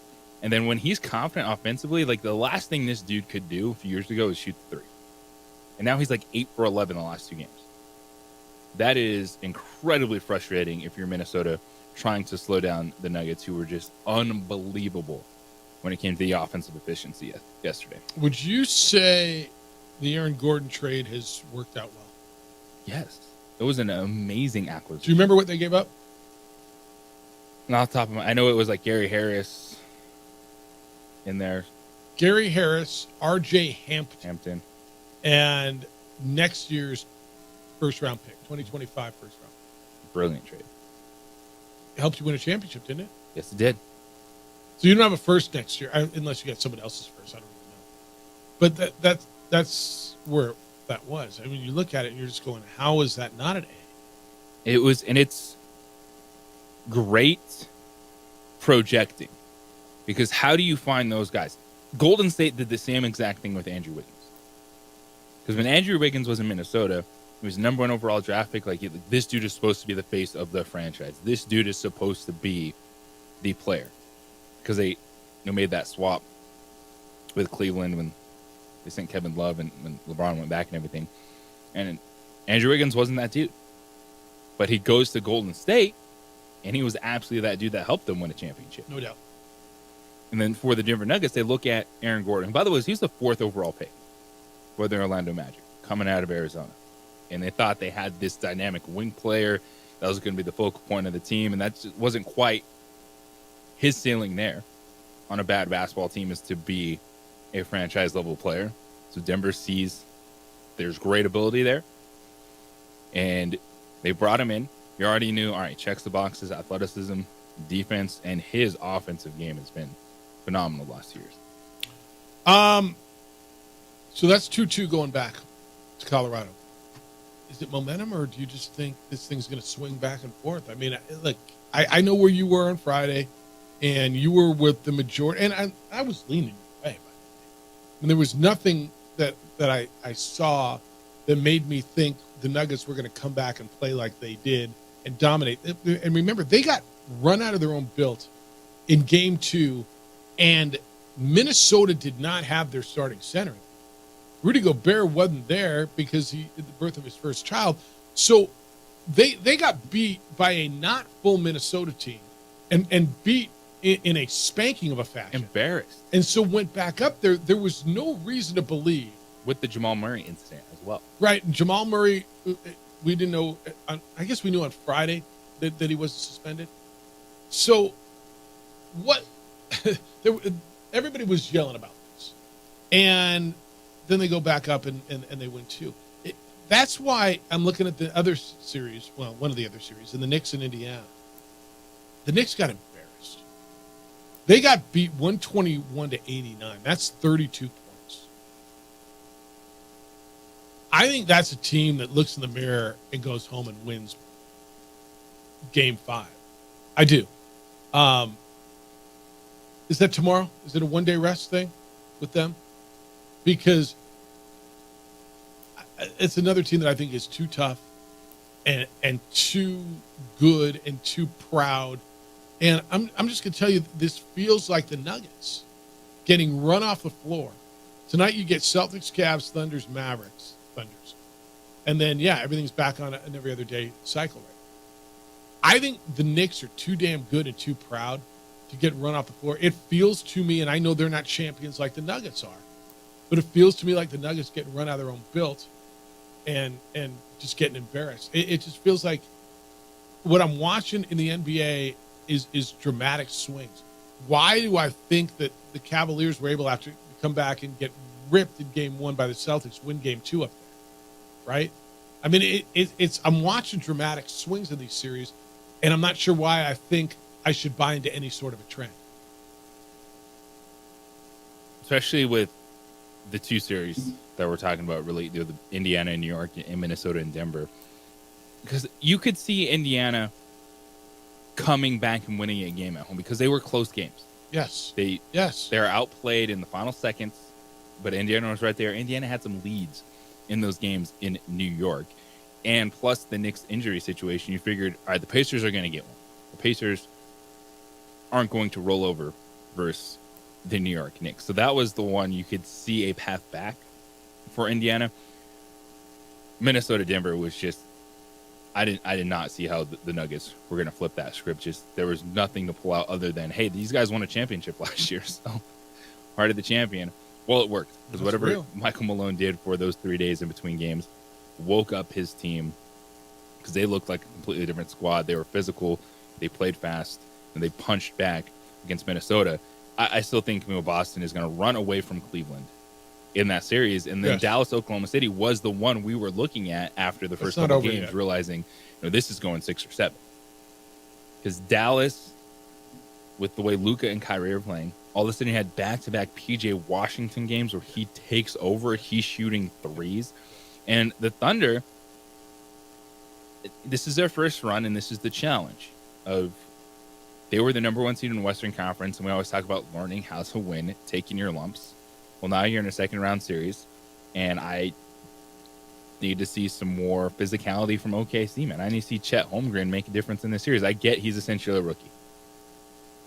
But you cannot be out there as the focal point. Not this time of year. Of the Thunder, and your squad is being out-rebounded like they're being out-rebounded. Not this time of year. 505-246-0610. You're watching these playoffs. Your thoughts are what as you go through them? 505-246-0610. When we come back, what about Boston and Cleveland? Is Boston the team, and are they tough enough? They were the best team all year. They have a lot of lapses. Are they focused enough to win a championship? It's the opening drive on 95.9 FM and AM 610 Sports App. This report is brought to you.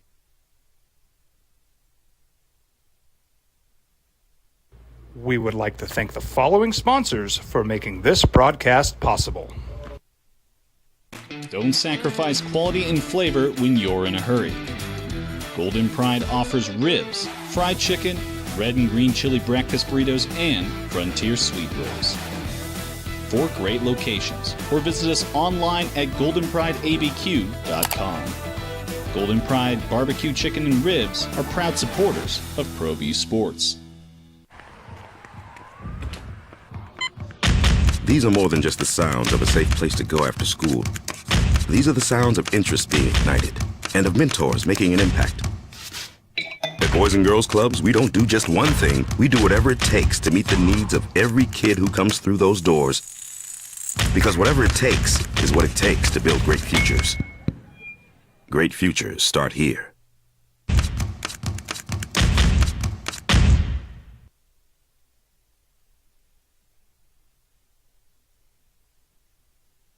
We would like to thank the following sponsors for making this broadcast possible.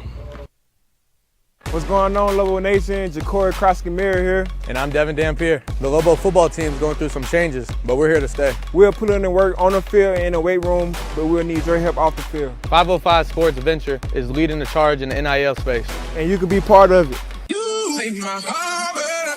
Shorty, she better than all my intentions. Locked in, shorty, you got my attention.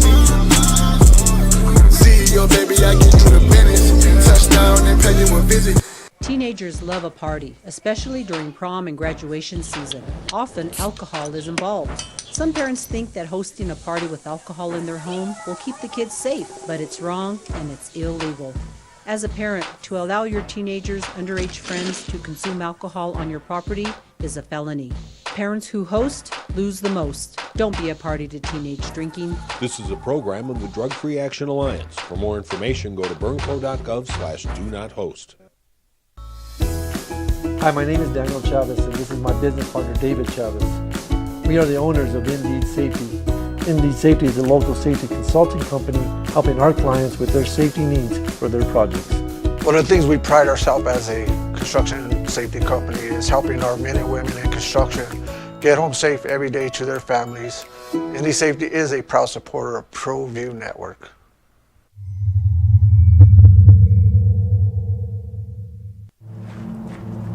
Young driver, this one. Hard to get her out. She'd been drinking. This one. Both of them gone. They'd been drinking, and he drove clear off the road. This was my family. Drunk driver hit us. And my wife and our daughter, they didn't make it. I was born in New Mexico. I grew up on these streets. I got in trouble here, and I fought my way back in Murcia. I love New Mexico, especially the people. Now I'm using my training, tenacity, and energy to fight for you. I'm Adam Oki, lawyer, fighter, and New Mexican. I was a local athlete here in New Mexico, so I'm proud to support your local athletes.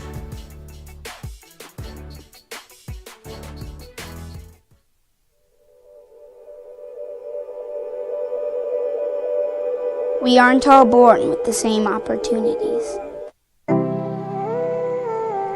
But it's the people who care that change everything. Get ready, Sprout, get ready! My coach, my teacher, my older sisters, my grandma, my brother, my tutor, my dad, and my mom. As New Mexicans, it's up to all of us to do our part. So that no child goes without love. And no family has to do it all on their own.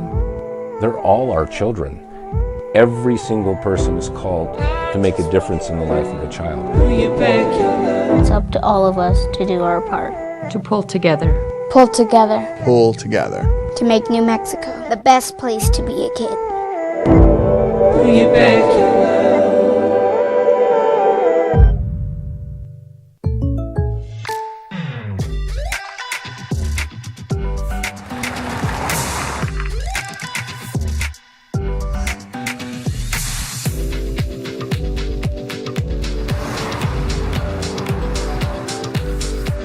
For your surprisingly great rates, contact your local State Farm agent today. If you want the real deal, call State Farm agent Marty Size in Albuquerque today. Like a good neighbor, State Farm is there. Hey, look! It's Dwight Goodman! Boom! This place is hot. Let's see if anyone needs my help. How about I drive you madman home, huh? I got this, Dwight. I'm the designated driver. Boom. Sweet. Does anyone need Dwight's help getting home tonight? No thanks, Romeo. I've got a taxi all lined up. A current Boston Celtics player dive on the floor for a loose ball. That's why they are not going to win a championship. Opening drive, Jeff Symbieta, J.J. Buck. Do they have the grit? Do they have the itch to win a championship? Whatever it is, however you describe it. Nuggets had it last year, right?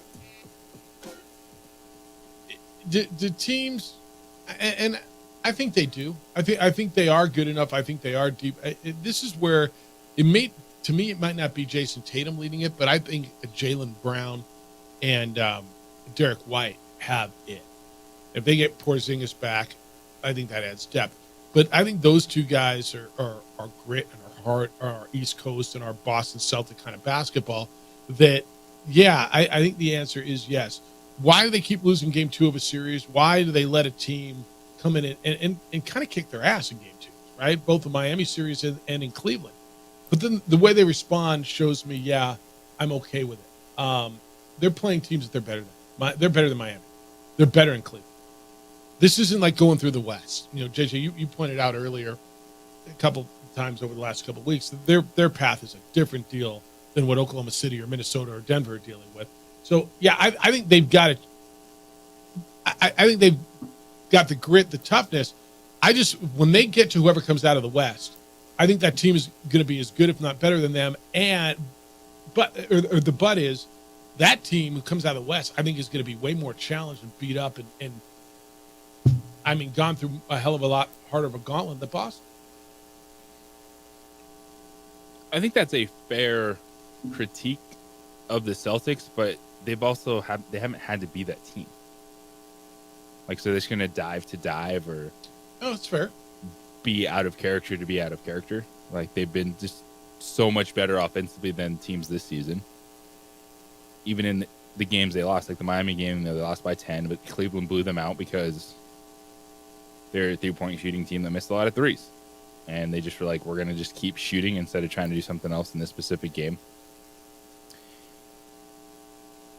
And that's why I think we're Boston, or they don't have to be that team. No one's going to push them. Like, a healthy Knicks team would be fascinating.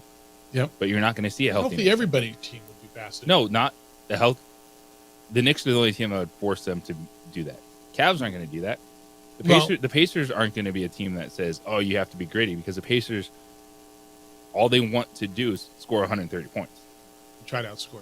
Yeah. So there's not necessarily a grit in that where they're going to try to lock down and slow it down and be physical. So Boston really hasn't had to be that team. So it's a fair critique. But if I'm the Celtics, I'm sitting there going, all right, we won 64 games, 4-1 over Miami.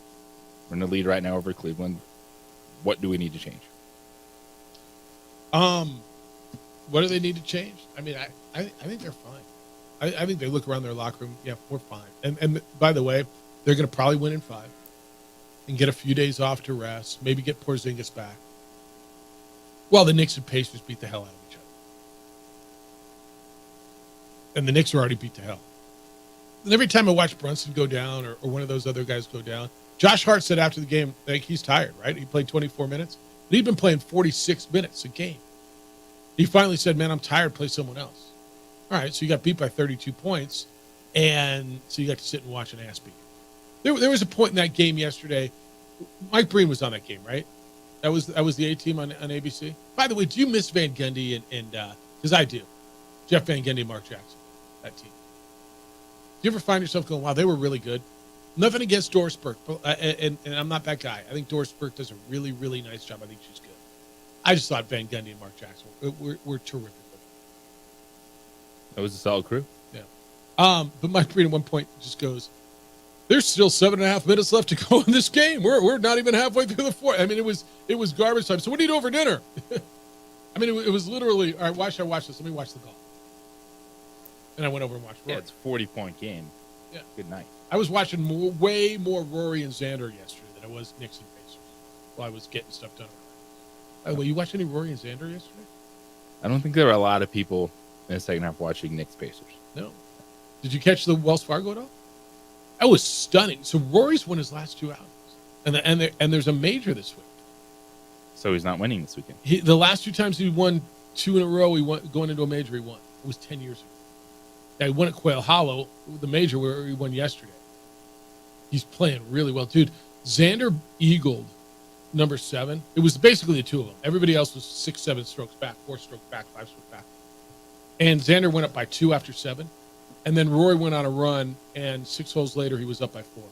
It was a 6-shot swing in 6 holes, and it was done. Rory was terrific, making putts, and Schauffele didn't play well after that eagle. But there's a confident, like we got a major this week, the PGA Championship at Valhalla. Scotty Scheffler was playing incredibly well. He went away for the last month to take care, to be with his baby. You got Brooks Koepka's playing on LIV that, whether you realize it or not, he just won his 4th tournament. And Rory's won 2 in a row. We got dudes playing, and Xander's playing well. I think this is going to be a fun week at the PGA. It's going to be a great week at Major Golf. Did you catch any? You didn't watch any of it yesterday? Because it was one of those signature events. How the PGA has tried to. So it's a 68 player field, no cut, and all the big names showed up. But man, those two on a golf course that there were 2 dudes. Xander, I think, was 12 under. Rory double bogeyed the last hole because he had a 7-stroke lead. He is adrenaline. He hit it long on his approach into the water and doubled, and he still won by 4-stroke. So him and Xander ran away. There were only 10 players under par, and he was like 17 under. That's how good he was yesterday. It was a good field. It was fun. All right, 505-246-0610. You're sending in all kinds of stuff. Let's get to some of it. Huge weekend for JJ, says Jack. First is Nugs get back in the series, and then where did this Rocks team come from? What about your, you want to get excited for winning 4 in a row? Sweeping the World Series champs? They're only 14 games back now. They're only 14 games? Yeah, Dodgers lost. Hey, it's closer than the Marlins are in their division. Where'd the pitching come from this week? With all due respect, they gave up less runs going through that than they do in a game. In that whole series, less runs than they do in a game. It was bonkers. They don't have the worst record anymore, do they? Oh yeah. No. The Miami Marlins do. Miami Marlins are worse. All right, I got more for you. This one's from Richard. Obviously, I'm disappointed that the first round of cheerleader chaparral tryouts are being done remotely again, Jeff.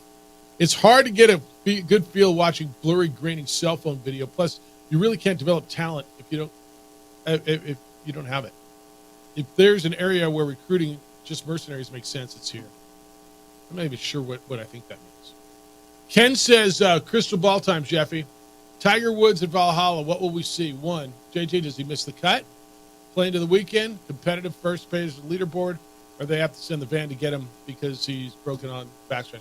I think he finishes. The one you didn't put in there, he makes the cut and then disappears like he did at the Masters. And that's probably the most likely, right? I don't think he makes the cut this weekend. See, I said that last time, too. I kind of lean in your way. I was cut DNF at the Masters. Make the cut. And get hurt. Yeah. But I'm going, I think he comes up short this week. All right. Got more of these. Keep them coming at 505-246-0610, 888-922-0610. Your emails come in, Jeff at sportsanimалabq.com and JJ at sportsanimалabq.com. NFL schedule is due out on Wednesday. Drip, drip, leak, leak. I got your first game of the season. And boy, oh boy, you're going to love it. Get your popcorn and make your plans. It's the opening drive on 95.9 FM and AM 610, the Sports Animal. This report is sponsored.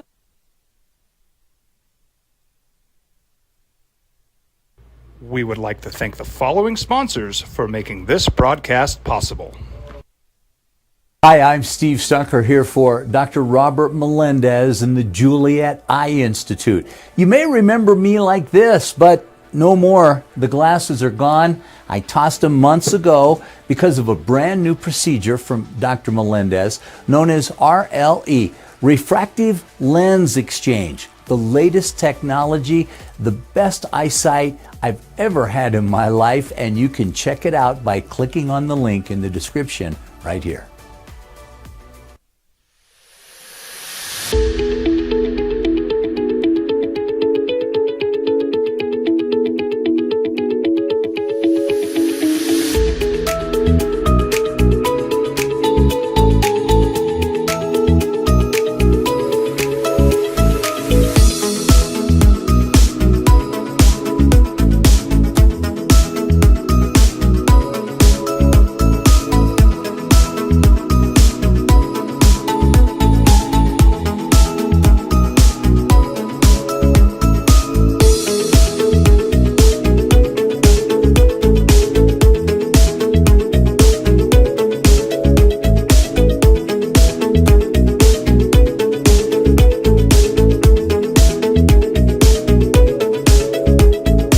ProView Networks would like to thank the following sponsors for making this broadcast possible. Hans Whitler Automotive, German car maintenance and repair in Albuquerque, New Mexico.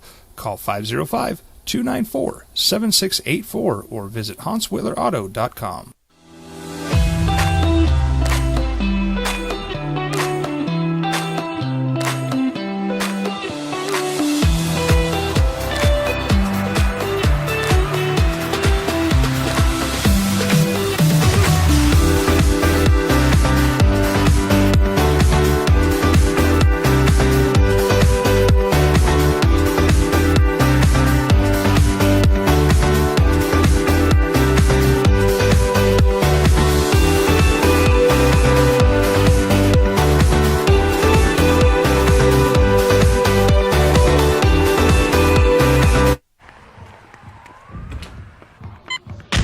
These are more than just the sounds of a safe place to go after school. These are the sounds of interest being ignited and of mentors making an impact.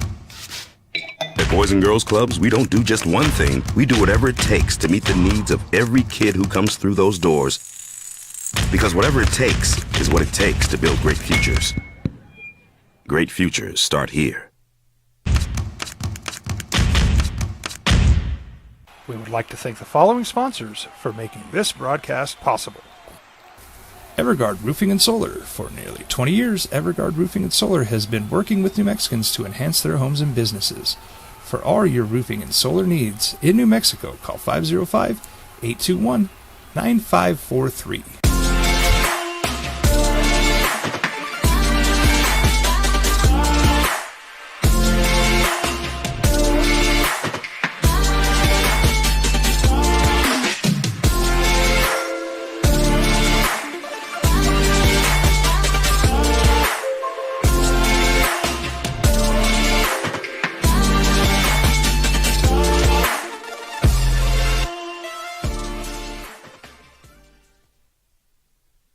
We would like to thank the following sponsors for making this broadcast possible. Albuquerque's leader in sports is ProView. From pros to prep, all your favorite action.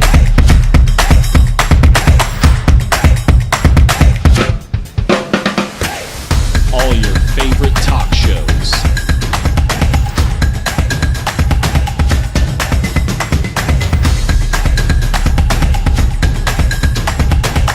Find it on ProView Networks. If you're drunk, blasted, intoxicated, rip, plastered, taint, destroyed, bruh. If you're like this, you shouldn't be driving. I was born in New Mexico. I grew up on these streets. I got in trouble here, and I fought my way back in boot camp. I love New Mexico, especially the people. Now I'm using my training, tenacity, and energy to fight for you. I'm Adam Oki, lawyer, fighter, and New Mexican. I was a local athlete here in New Mexico, so I'm proud to support your local athletes.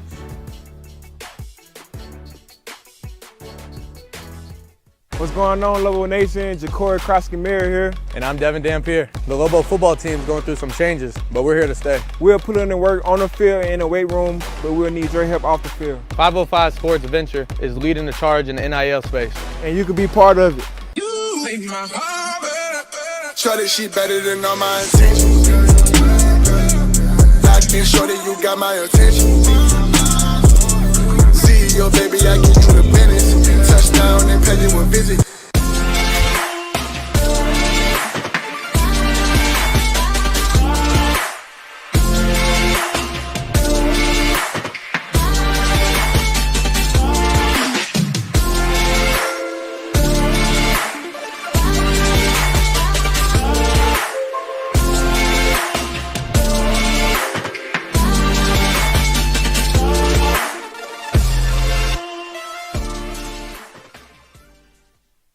These days, it's important to know people and businesses you can trust. There's a lot of places where you can buy a vehicle, but there's only a few local dealerships where you'll find honest people who have your best interests in mind. and Fiesta Kia is one of them. We've been helping our neighbors save money and drive dependable cars for years, and we'd love to help you. With new Kias arriving daily, you'll love our selection and the peace of mind you'll get driving a Kia from Fiesta. So stop by and see us today at Fiesta Kia on Lomas, or just start driving now at fiestakia.com. Teenagers love a party, especially during prom and graduation season. Often, alcohol is involved. Some parents think that hosting a party with alcohol in their home will keep the kids safe, but it's wrong and it's illegal. As a parent, to allow your teenagers' underage friends to consume alcohol on your property is a felony. Parents who host lose the most. Don't be a party to teenage drinking. This is a program of the Drug Free Action Alliance. For more information, go to burnco.gov/do-not-host.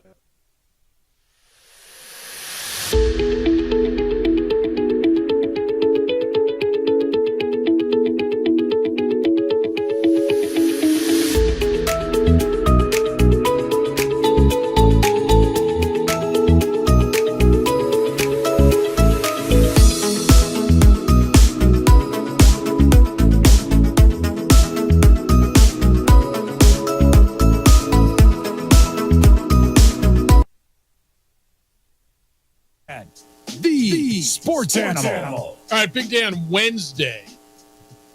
Little national holiday for many of you. The NFL schedule release. I give the NFL a ton of credit. Again, I'm not the guy who's going to sit around and go, oh my gosh, week 8, the Saints are playing the Broncos and it's the shot. Whatever. I'll look at a few highlights that people point out to me, and it's not my thing, but I know many of you live for that, and I think that's great. But it's drip, drip, drip, drip, drip over the next few days. Opening drive, Jeff Symbieta and J.J. Buck. So, the regular season kickoff, it is always on a Thursday, and it is the Super Bowl champions hosting someone usually pretty good, right? So, I think we knew that the Chiefs would host the opener. It would be in Kansas City on a Thursday night. Taylor Swift at this point will still be there, I'm going to assume, and so will Lamar Jackson and the Baltimore Ravens. Chiefs, Ravens, that's a damn good one. Thursday night, let's go. I'm ready for it now. That is a fantastic season opener. Rematch of the 2024 title game in the AFC. That was when the Chiefs went on the road, beat Baltimore 17-10. Patrick Mahomes' second consecutive road playoff victory, beating a Ravens team that had the best record of the regular season. They have the league MVP in Lamar Jackson. So that's what we get. I mean, you couldn't have asked for a bigger matchup, right? No, that's fantastic. The slim down Lamar Jackson playing 205. Derrick Henry. Was he thick to begin with? He got a little thick last year. Did he? He tried to bulk up. Really? But slim down a little bit. All right. I'll buy it. Just kind of just figuring out what works best for him. He still was a MVP of the NFL, so twice. So he's doing something that's pretty good. Derrick Henry in the backfield now for the Ravens. Patrick Mahomes looking around going, where's right. Rashee Rice? I know. Rashee Rice suspended. He still has the highest paid tight end in the NFL, Travis Kelce. I think Hollywood Brown's in for a fantastic season.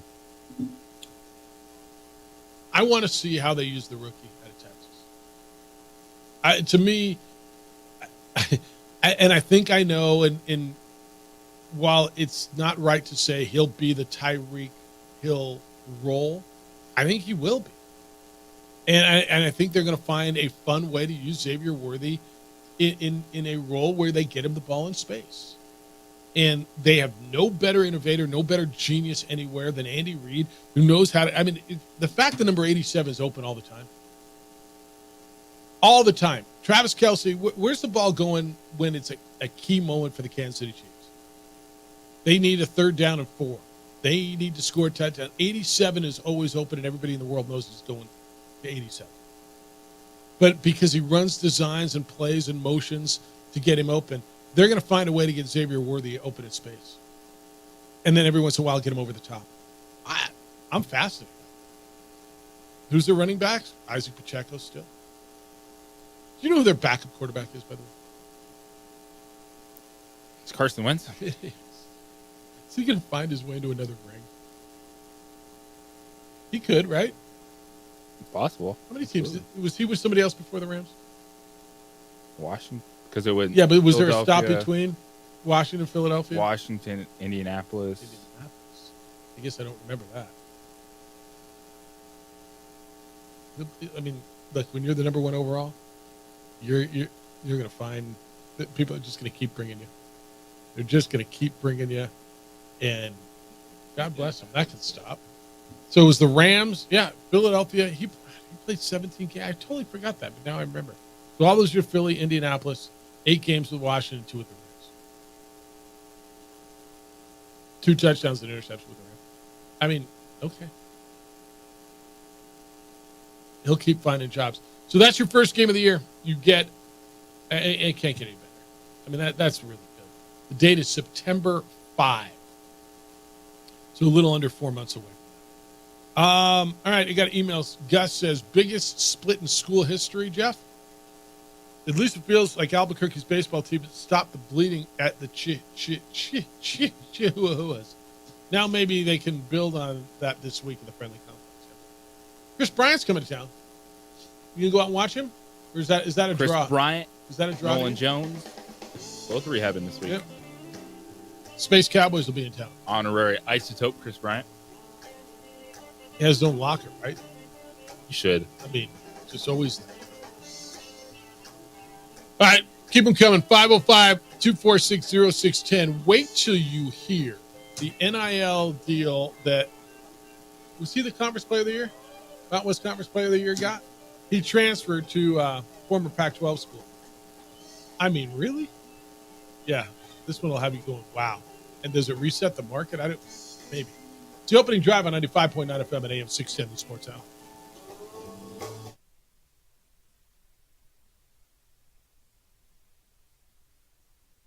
We would like to thank the following sponsors for making this broadcast possible. Hi, I'm Steve Stucker here for Dr. Robert Melendez and the Juliet Eye Institute. You may remember me like this, but no more. The glasses are gone. I tossed them months ago because of a brand new procedure from Dr. Melendez known as RLE, Refractive Lens Exchange. The latest technology, the best eyesight I've ever had in my life, and you can check it out by clicking on the link in the description right here.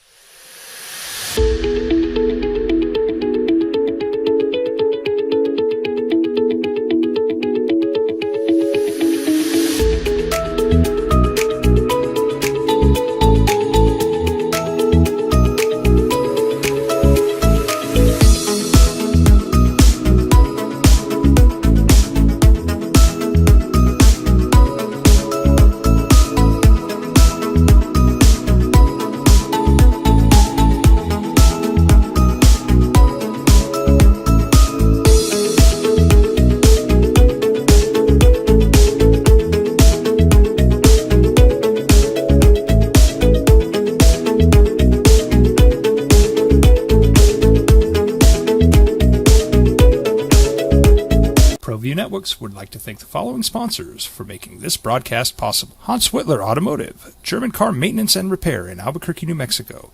Call 505-294-7684 or visit HansWhitlerAuto.com.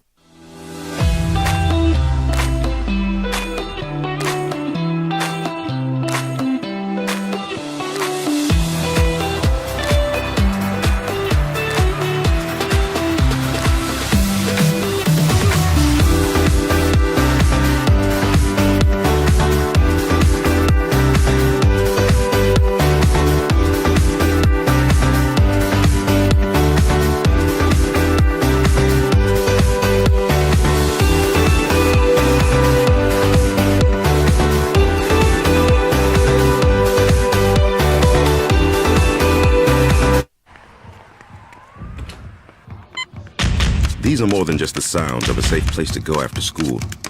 These are the sounds of interest being ignited and of mentors making an impact. At Boys and Girls Clubs, we don't do just one thing. We do whatever it takes to meet the needs of every kid who comes through those doors. Because whatever it takes is what it takes to build great futures. Great futures start here.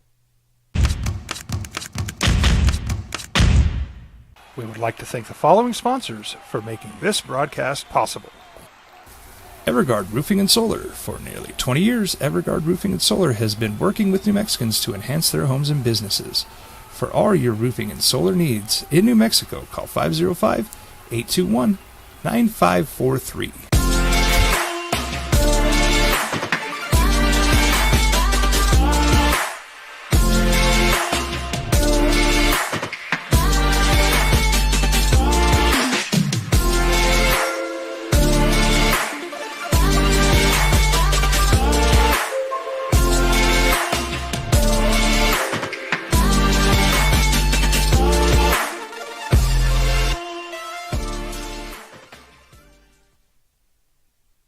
We would like to thank the following sponsors for making this broadcast possible. Albuquerque's leader in sports is Pro View. From pros to prep, all your favorite action.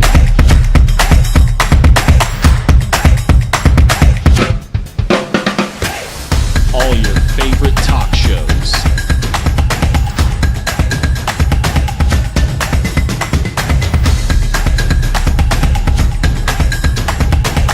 Find it on Pro View Networks. If you're drunk, blasted, intoxicated, ripped, plastered, destroyed, bruh. If you're like this, you shouldn't be driving. I was born in New Mexico. I grew up on these streets. I got in trouble here, and I fought my way back in Burquia. I love New Mexico, especially the people. Now I'm using my training, tenacity, and energy to fight for you. I'm Adam Oki, lawyer, fighter, and New Mexican. I was a local athlete here in New Mexico, so I'm proud to support your local athletes.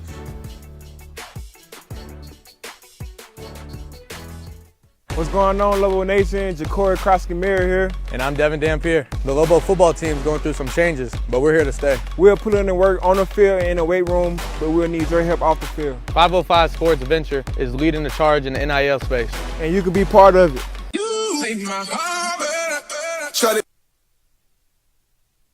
Let me come play here, and it's $2 million. George Langberg of GSL Sports is his agent. I mean, the lead here is not great. Osipor is going to Washington with Danny Sprinkle, and Danny Sprinkle's got a nice, a nice group of transfers. You got a guy from Oregon and Portland and Rhode Island and Rice, and $2 million. I think Great Osipor was a nice player. When they ran into, who beat them? Was it Houston? Who beat them in the NCAA tournament? TCU. No, they beat TCU. They beat TCU. Purdue. Purdue beat them. Yeah, that's who it was. Now, he ran up against Zach Eaton. And it's a different cat. But he looked mortal. When he was in the pit. When Nelly Jr., Joseph, and JT Toppin, he looked mortal. He's a good player. I'm taking nothing away from Great Osipor.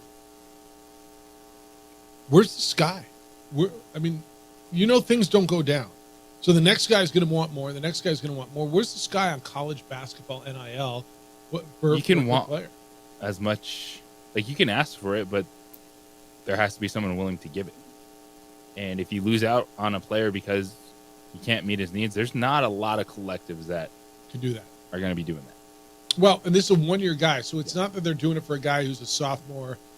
And you always got to figure it's a one-year deal, right? Because if a guy's worth $2 million as a sophomore, he's probably going pro. Yeah, that's for a lot of collectives. That's their whole like all they have. Or that's more than they have.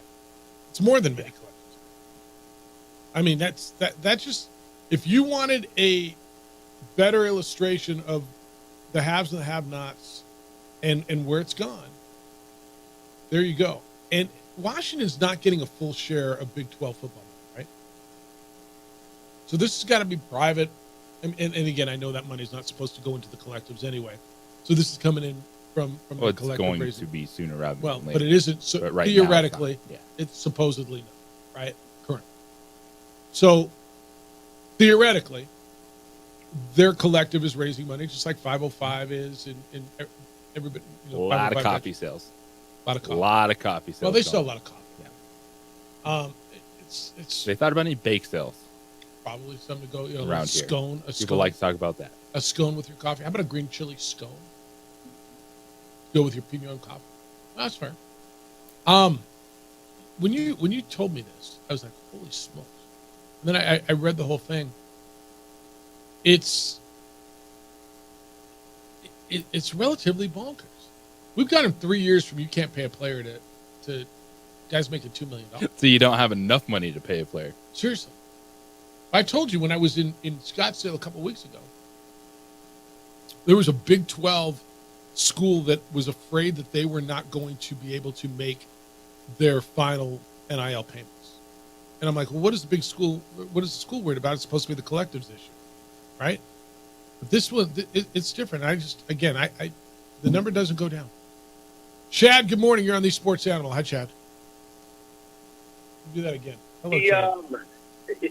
You know, and I can see how he's getting the money up in Washington. There's a lot of corporations up there. You got Boeing, you got Microsoft. Starbucks. You got there's Bill Gates that lives up in that area. Yeah. I'm sure there's a lot of famous rich alumni there.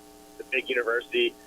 Well, what I'm saying is, why don't we tap into some of our talent and some of our wealth from people over the years, like Bezos is from this area. Can somebody contact him and get $1 million from Bezos every year would be nothing. He wouldn't even miss it. But just get some of the people. There's been a lot of. I was looking on this wall. There's a lot of people who had deep pockets over the years that either from Albuquerque or have come through here.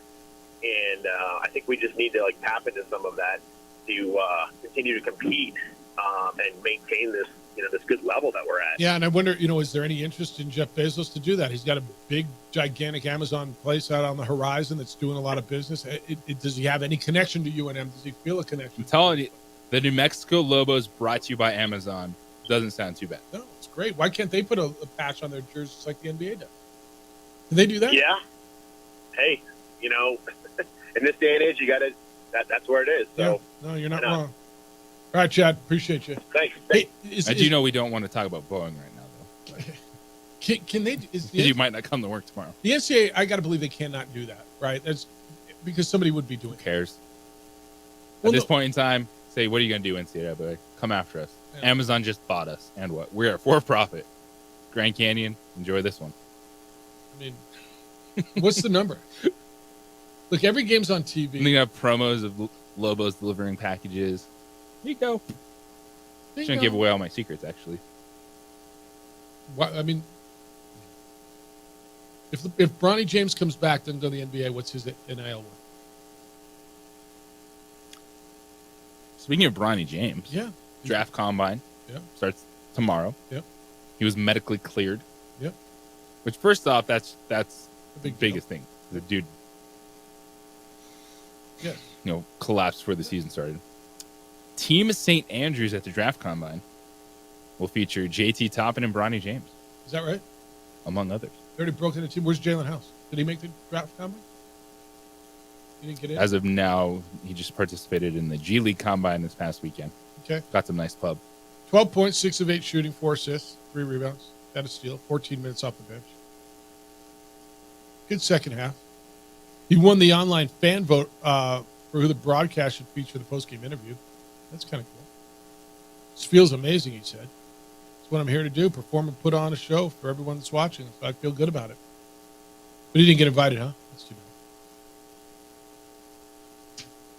When's the combine? Tomorrow? Yeah. So I'll start doing some 5-on-5 stuff tomorrow. Do you watch that?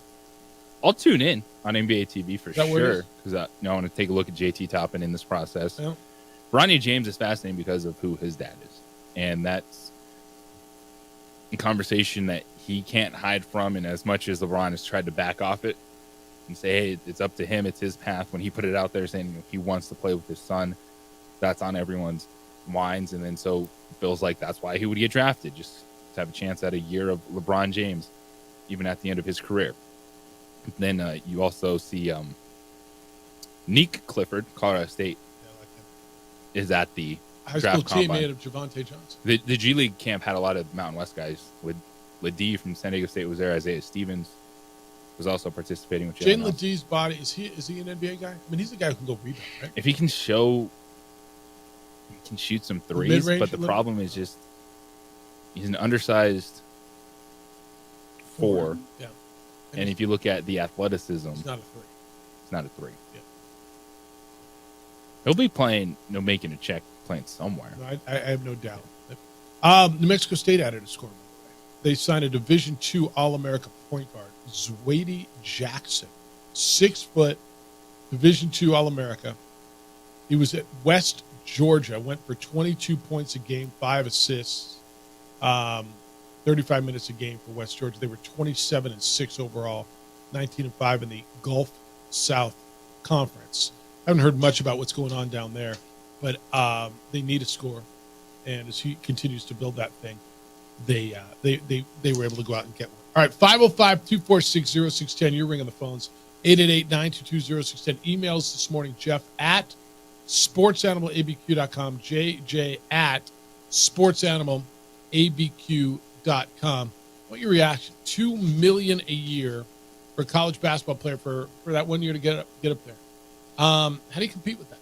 It's the opening drive on 95.9 FM and AM 610 Sports Animal. Telling it like it is. Dallas Cowboys. We would like to thank the following sponsors for making this broadcast possible. I was born in New Mexico. I grew up on these streets. I got in trouble here, and I fought my way back in boot camp. I love New Mexico, especially the people. Now I'm using my training, tenacity, and energy to fight for you. I'm Adam Oki, lawyer, fighter, and New Mexican. I was a local athlete here in New Mexico, so I'm proud to support your local athletes.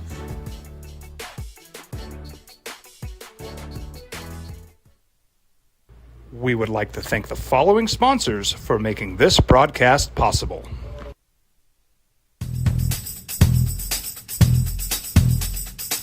International Protective Services is a proud supporter of ProView Sports and New Mexico Youth Athletics. IPS provides residential and commercial security services in the Albuquerque metro area.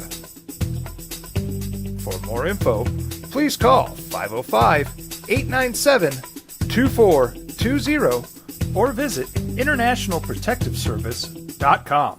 Hi, I'm Steve Stucker here for Dr. Robert Melendez and the Juliet Eye Institute. You may remember me like this, but no more. The glasses are gone. I tossed them months ago because of a brand new procedure from Dr. Melendez known as RLE, Refractive Lens Exchange. The latest technology, the best eyesight I've ever had in my life, and you can check it out by clicking on the link in the description right here. What's going on, Lobo Nation? Ja'Cory Krosky-Miller here. And I'm Devin Dampier. The Lobo football team's going through some changes, but we're here to stay. We'll put in the work on the field and in the weight room, but we'll need your help off the field. 505 Sports Venture is leading the charge in the NIL space. And you can be part of it. Shorty, she better than all my intentions.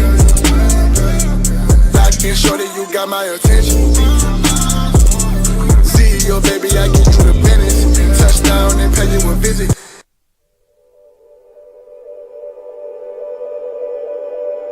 We aren't all born with the same opportunities.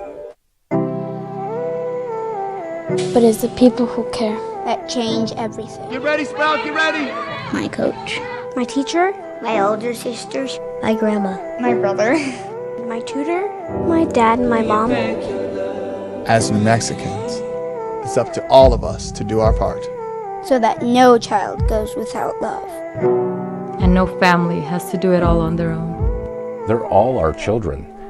Every single person is called to make a difference in the life of a child. It's up to all of us to do our part. To pull together. Pull together. Pull together. To make New Mexico the best place to be a kid.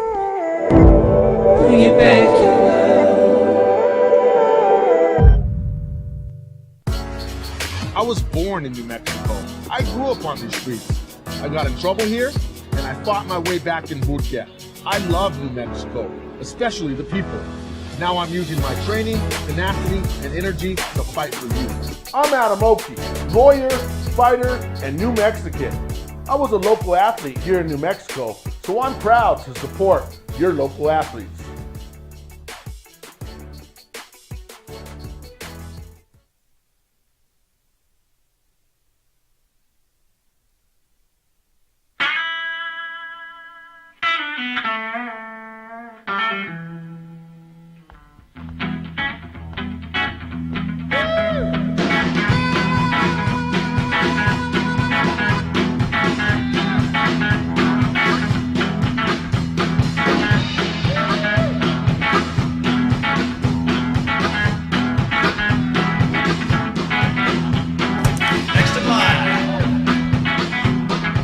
Rudy's is a proud supporter of ProView Networks. Hi, my name is Daniel Chavez, and this is my business partner, David Chavez. We are the owners of Indeed Safety.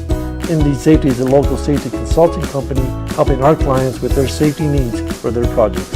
One of the things we pride ourselves as a construction safety company is helping our men and women in construction get home safe every day to their families. Indeed Safety is a proud supporter of ProView Network.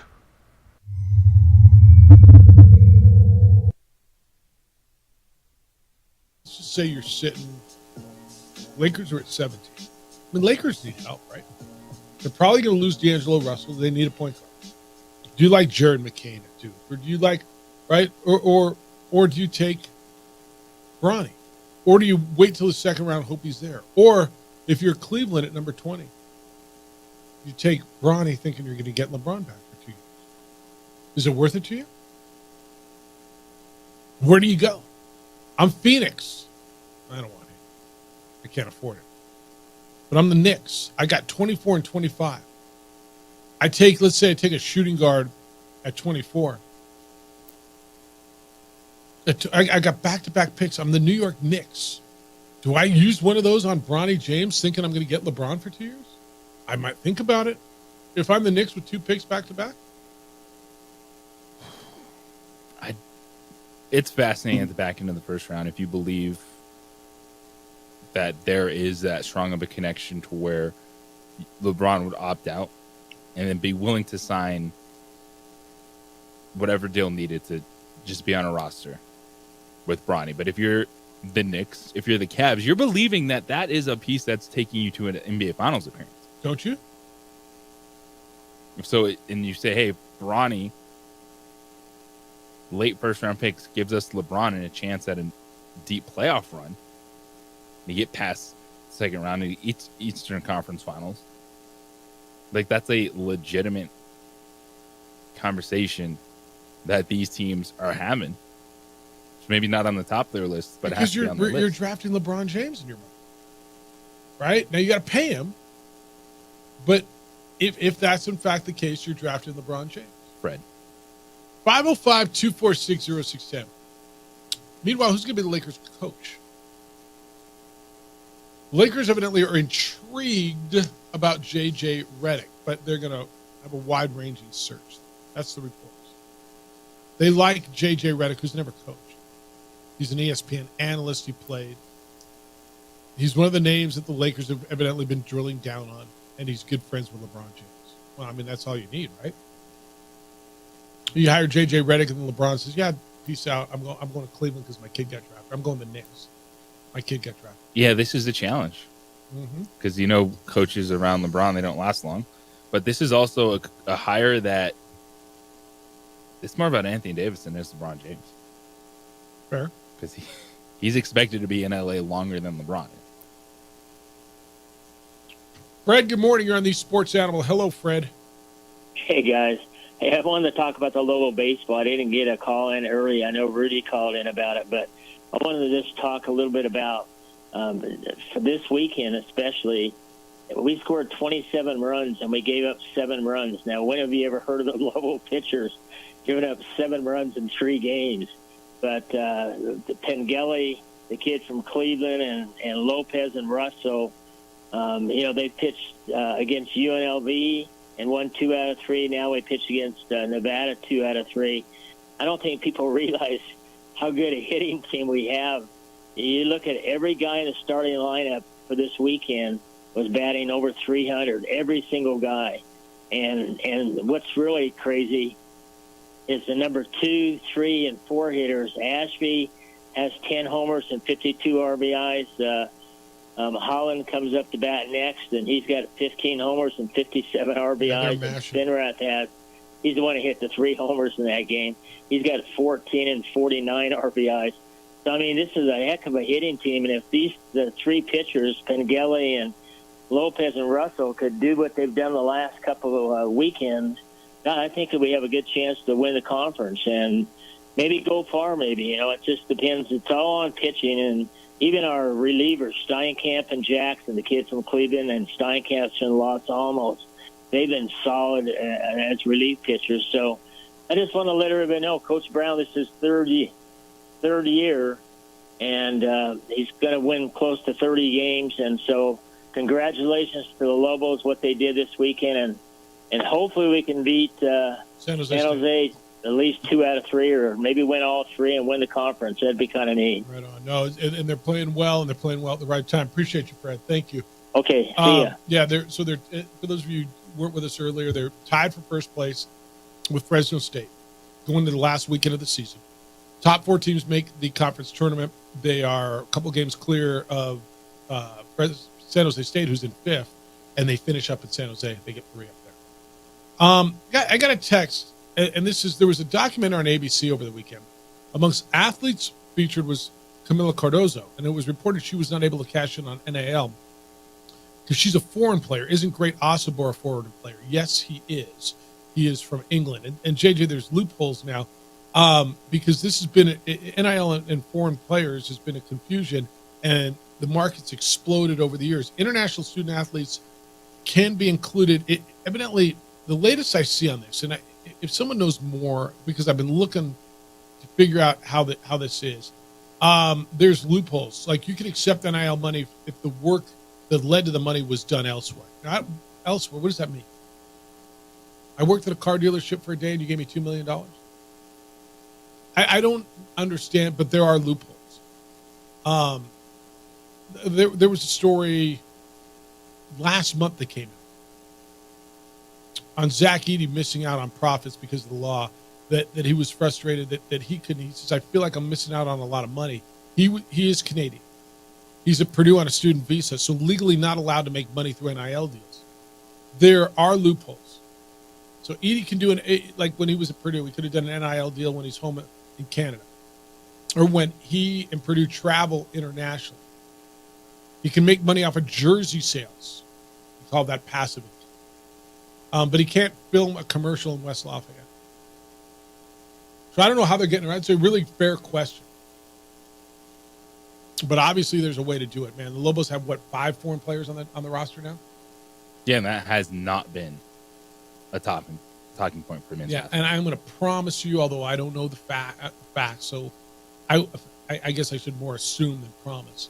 But every one of these guys is getting some sort of an NIL deal that came in.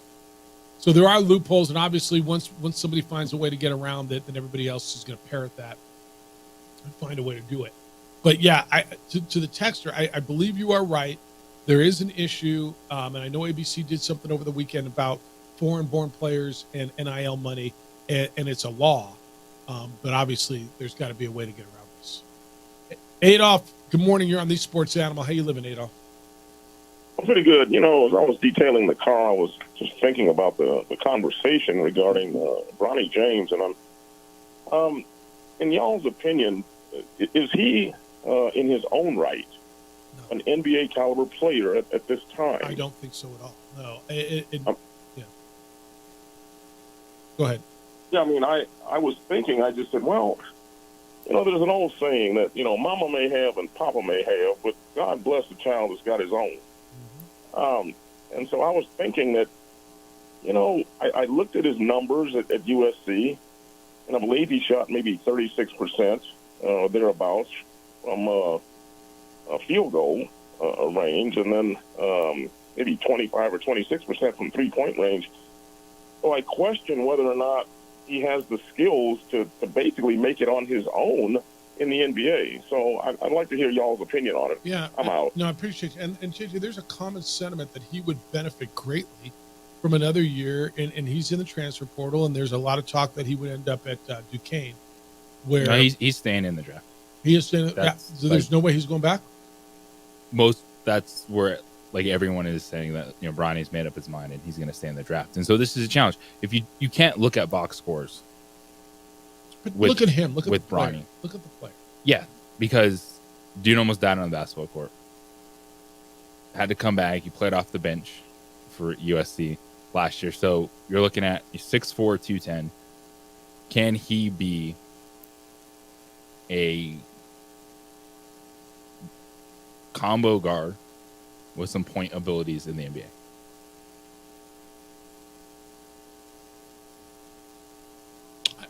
And that's why this week is huge for him. Just see him on the court with the other draft eligible prospects. You know, can he hold his own at times? Does he showcase the athleticism? Is he an explosive basketball player?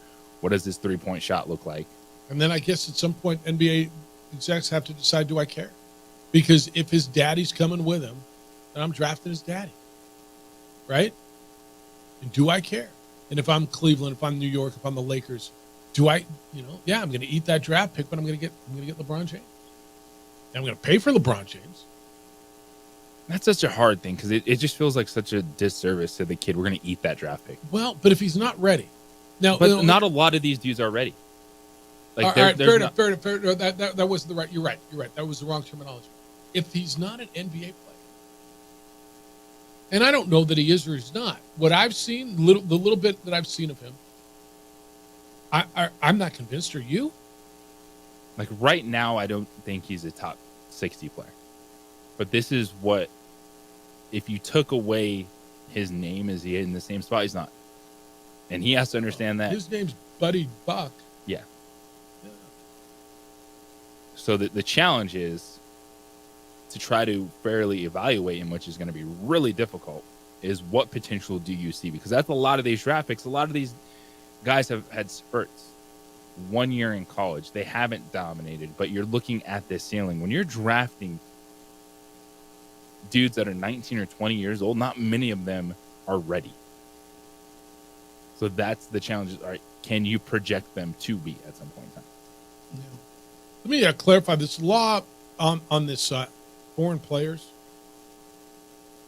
There's a federal law on international students that they're unable to work off of campus while studying in the United States. And evidently they can't get NIL money. So they've got to literally go, theoretically, out of the country. I don't know how they're getting around. I honestly don't know the answer. I'm going to try to find that. I'd love to know how. Because I know it's something that Coach Bradbury brought up on our show last year in regards to trying to navigate the NIL waters in women's basketball. And he mentioned foreign players weren't eligible to get it, but I know that's a big reason why Nelly Jr. Joseph is here, right? I think a lot of these guys, yeah. All right, 505-246-0610. It's the opening drive on 95.9 FM and AM 610 Sports Hour. Get ready to step into the ring.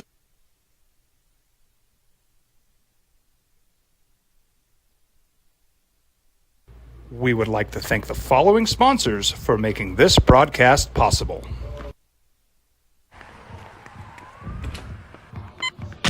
These are more than just the sounds of a safe place to go after school. These are the sounds of interest being ignited and of mentors making an impact. At Boys and Girls Clubs, we don't do just one thing. We do whatever it takes to meet the needs of every kid who comes through those doors. Because whatever it takes is what it takes to build great futures. Great futures start here. What's going on, Lobo Nation? Ja'Cory Krosky-Miller here. And I'm Devin Dampier. The Lobo football team's going through some changes, but we're here to stay. We'll put in the work on the field and in the weight room, but we'll need your help off the field. 505 Sports Venture is leading the charge in the NIL space. And you can be part of it. Shorty, she better than all my intentions. Like and shorty, you got my attention. CEO, baby, I get you the business. Touchdown and pay you a visit. Hey, look, it's Dwight Goodman. This place is hot. Let's see if anyone needs my help. How about I drive you madman home, huh? I got this, Dwight. I'm the designated driver. Boom. Sweet. Does anyone need Dwight's help getting home tonight? No thanks, Romeo. I've got a taxi all lined up. Drive safe, Dwight. Boom. Boom.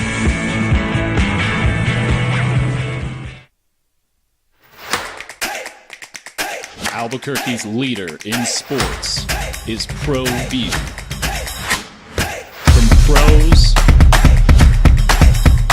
to prep, all your favorite action.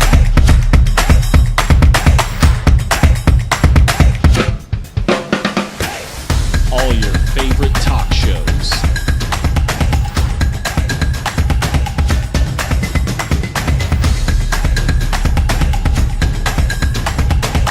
Find it on ProView Networks. These days, it's important to know people and businesses you can trust. There's a lot of places where you can buy a vehicle, but there's only a few local dealerships where you'll find honest people who have your best interests in mind. And Fiesta Kia is one of them. We've been helping our neighbors save money and drive dependable cars for years, and we'd love to help you.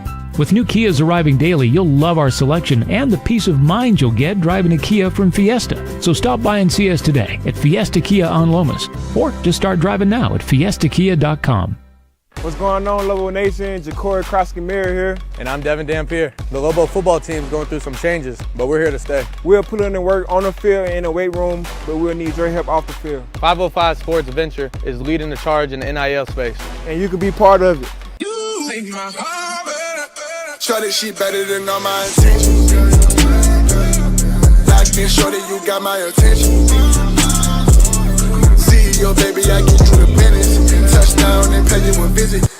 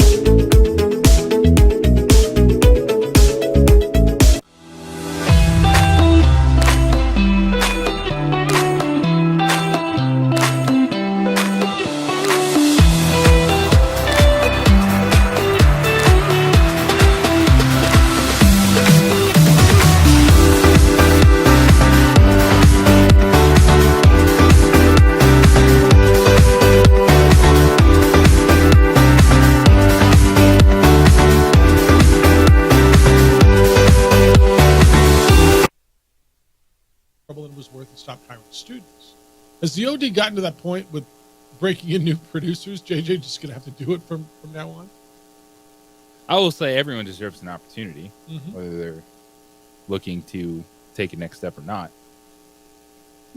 I think that's one of the biggest challenges in life is we're looking for experience. Well, how am I supposed to get my experience?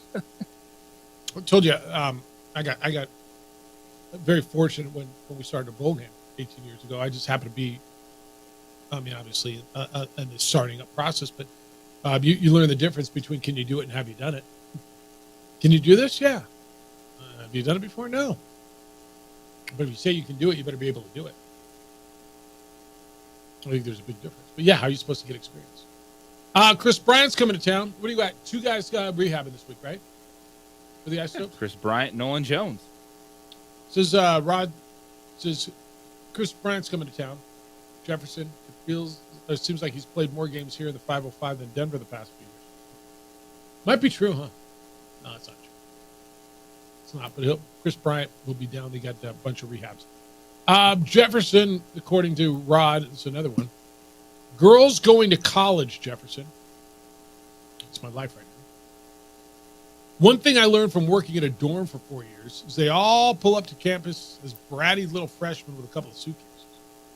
At the end of the first year, they're checking out, heading home for the summer. They need a small U-Haul to carry all the crap they've acquired over the year.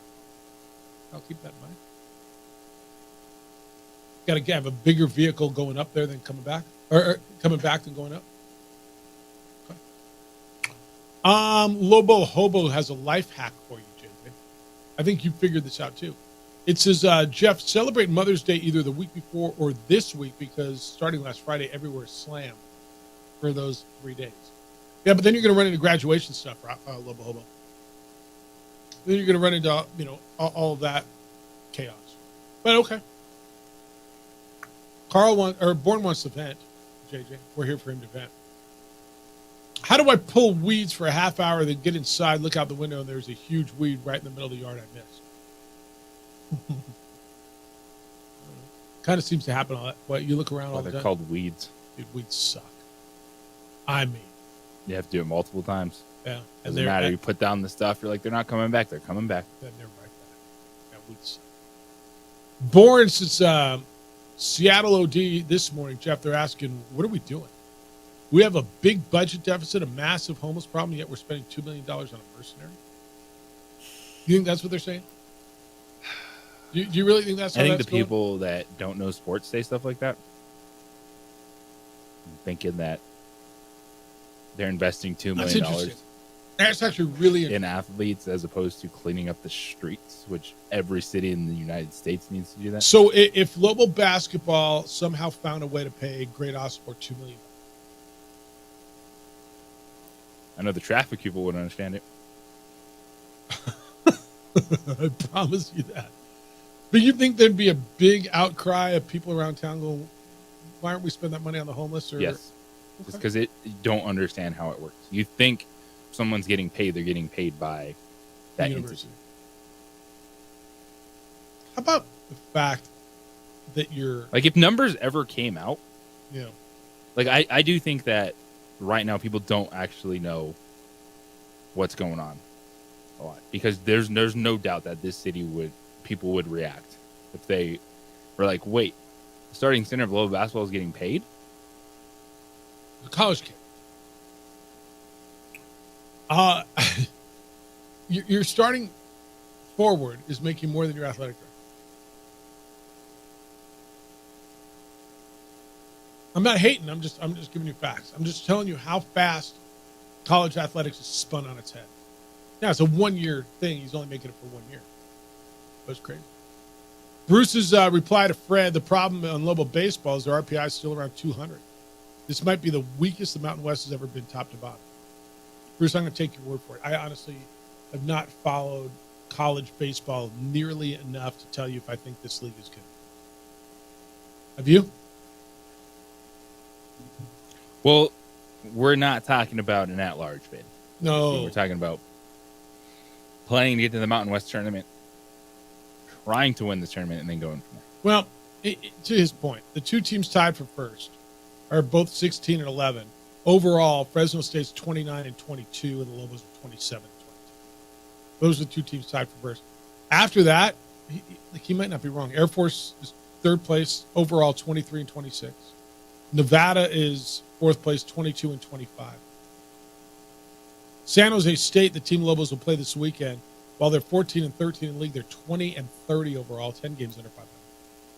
UNLV is 12 and 18 in the league, they're 26 and 24 overall, 2 games over 500. And San Diego State's 15. How did San Diego State get 15 and 35? Like, what the hell happened to that baseball player? Spending too much money on basketball. There are so many good baseball players right in that vicinity. But so he might not be wrong, man. Of your top 5 teams, only 2 of them are over 500 overall. All right. I mean, I know the Lobos have a good win somewhere along the line. They beat Texas Tech early this season. There's good wins. you're going to tell me it's the worst it's ever been, I'll take it for what it's worth, and I don't know what that is. Did you see this weird story? The Novak Djokovic story. So Novak Djokovic, 24-time Grand Slam winner, he got hit with a bottle. He said he was dealing with nausea, dizzy spells. He took a bottle to the head at the Italian Open. He went out in the round of 32, which never happens. Fell to somebody named Alejandro Tabilo, 2-6, 3-6. But it was 2 days after he was accidentally hit on the head by a water bottle.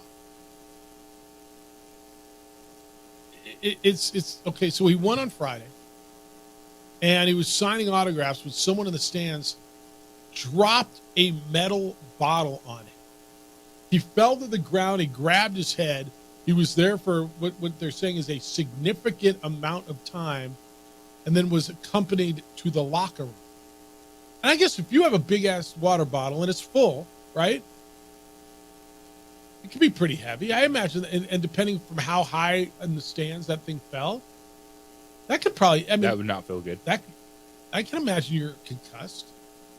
He later tried to reassure fans that he was fine. He was resting in his hotel. He had an ice pack. He made light of the situation. He posted, a shot of him showing up for training with a helmet on. He was wearing a, bicycle helmet above his, his little training hat. It was whatever. But obviously had more than just a simple headache. He said it's really impacted me a lot.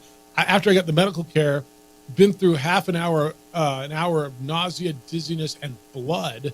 I managed to sleep okay, had headaches. The next day or yesterday was pretty fine. So I thought it's okay. Maybe it's okay. Maybe it's not.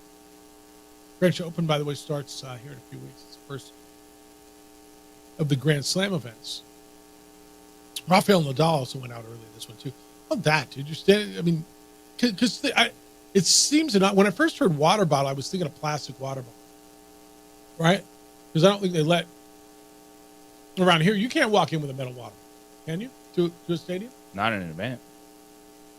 As a so I was spectator. I was thinking of plastic water bottle, which, if it fell down from the stands, first I thought somebody threw it out.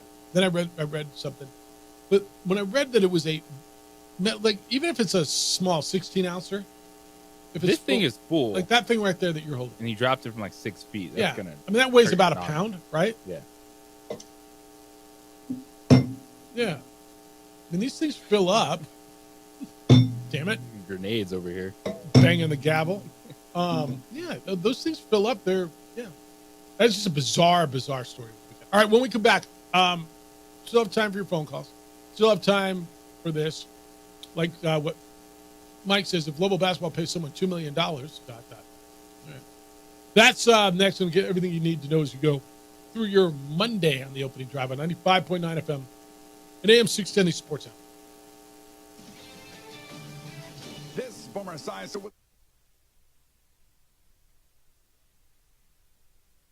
We would like to thank the following sponsors for making this broadcast possible.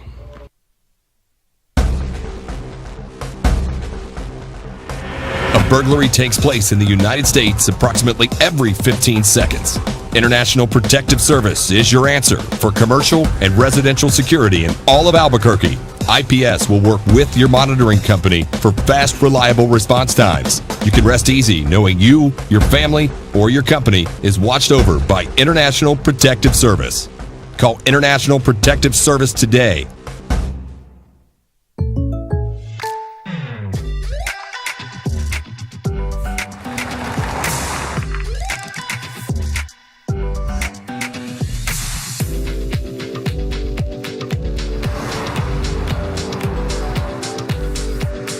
For surprisingly great rates, contact your local State Farm agent today.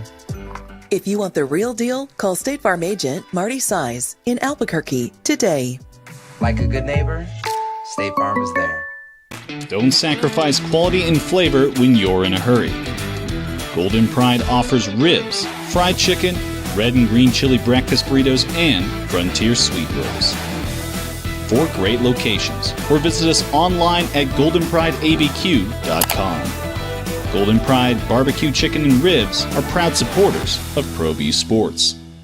If you're drunk, blasted, intoxicated, ripped, plastered, taint, Destroyed, bruh. If you're like this, you shouldn't be driving. Young driver, this one. Hard to get her out. She'd been drinking. This one. Both of them gone. They'd been drinking, and he drove clear off the road. This was my family. Drunk driver hit us. And my wife and our daughter, they didn't make it. Hi, I'm Steve Stucker here for Dr. Robert Melendez and the Juliet Eye Institute.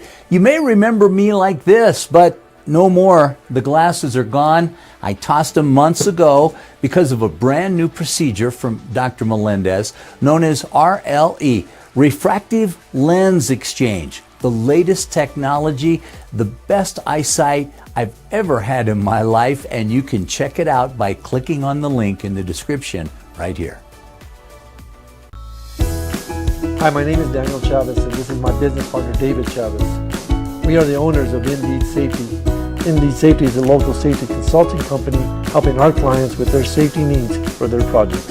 One of the things we pride ourselves as a construction safety company is helping our men and women in construction get home safe every day to their families. Indeed Safety is a proud supporter of ProView Network.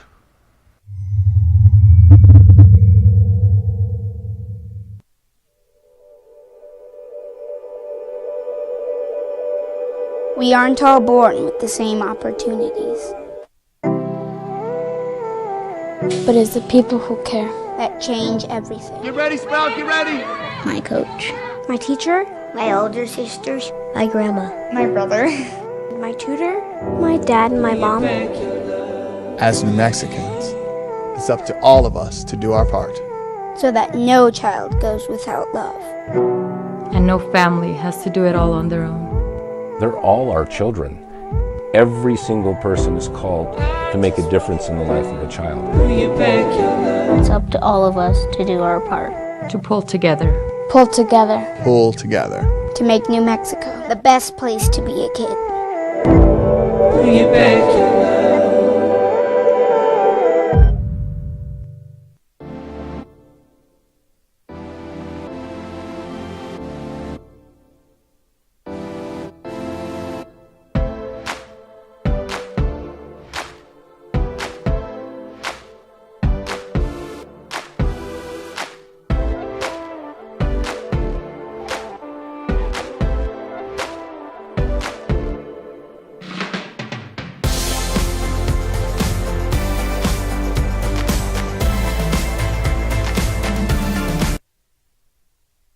Does it matter to you?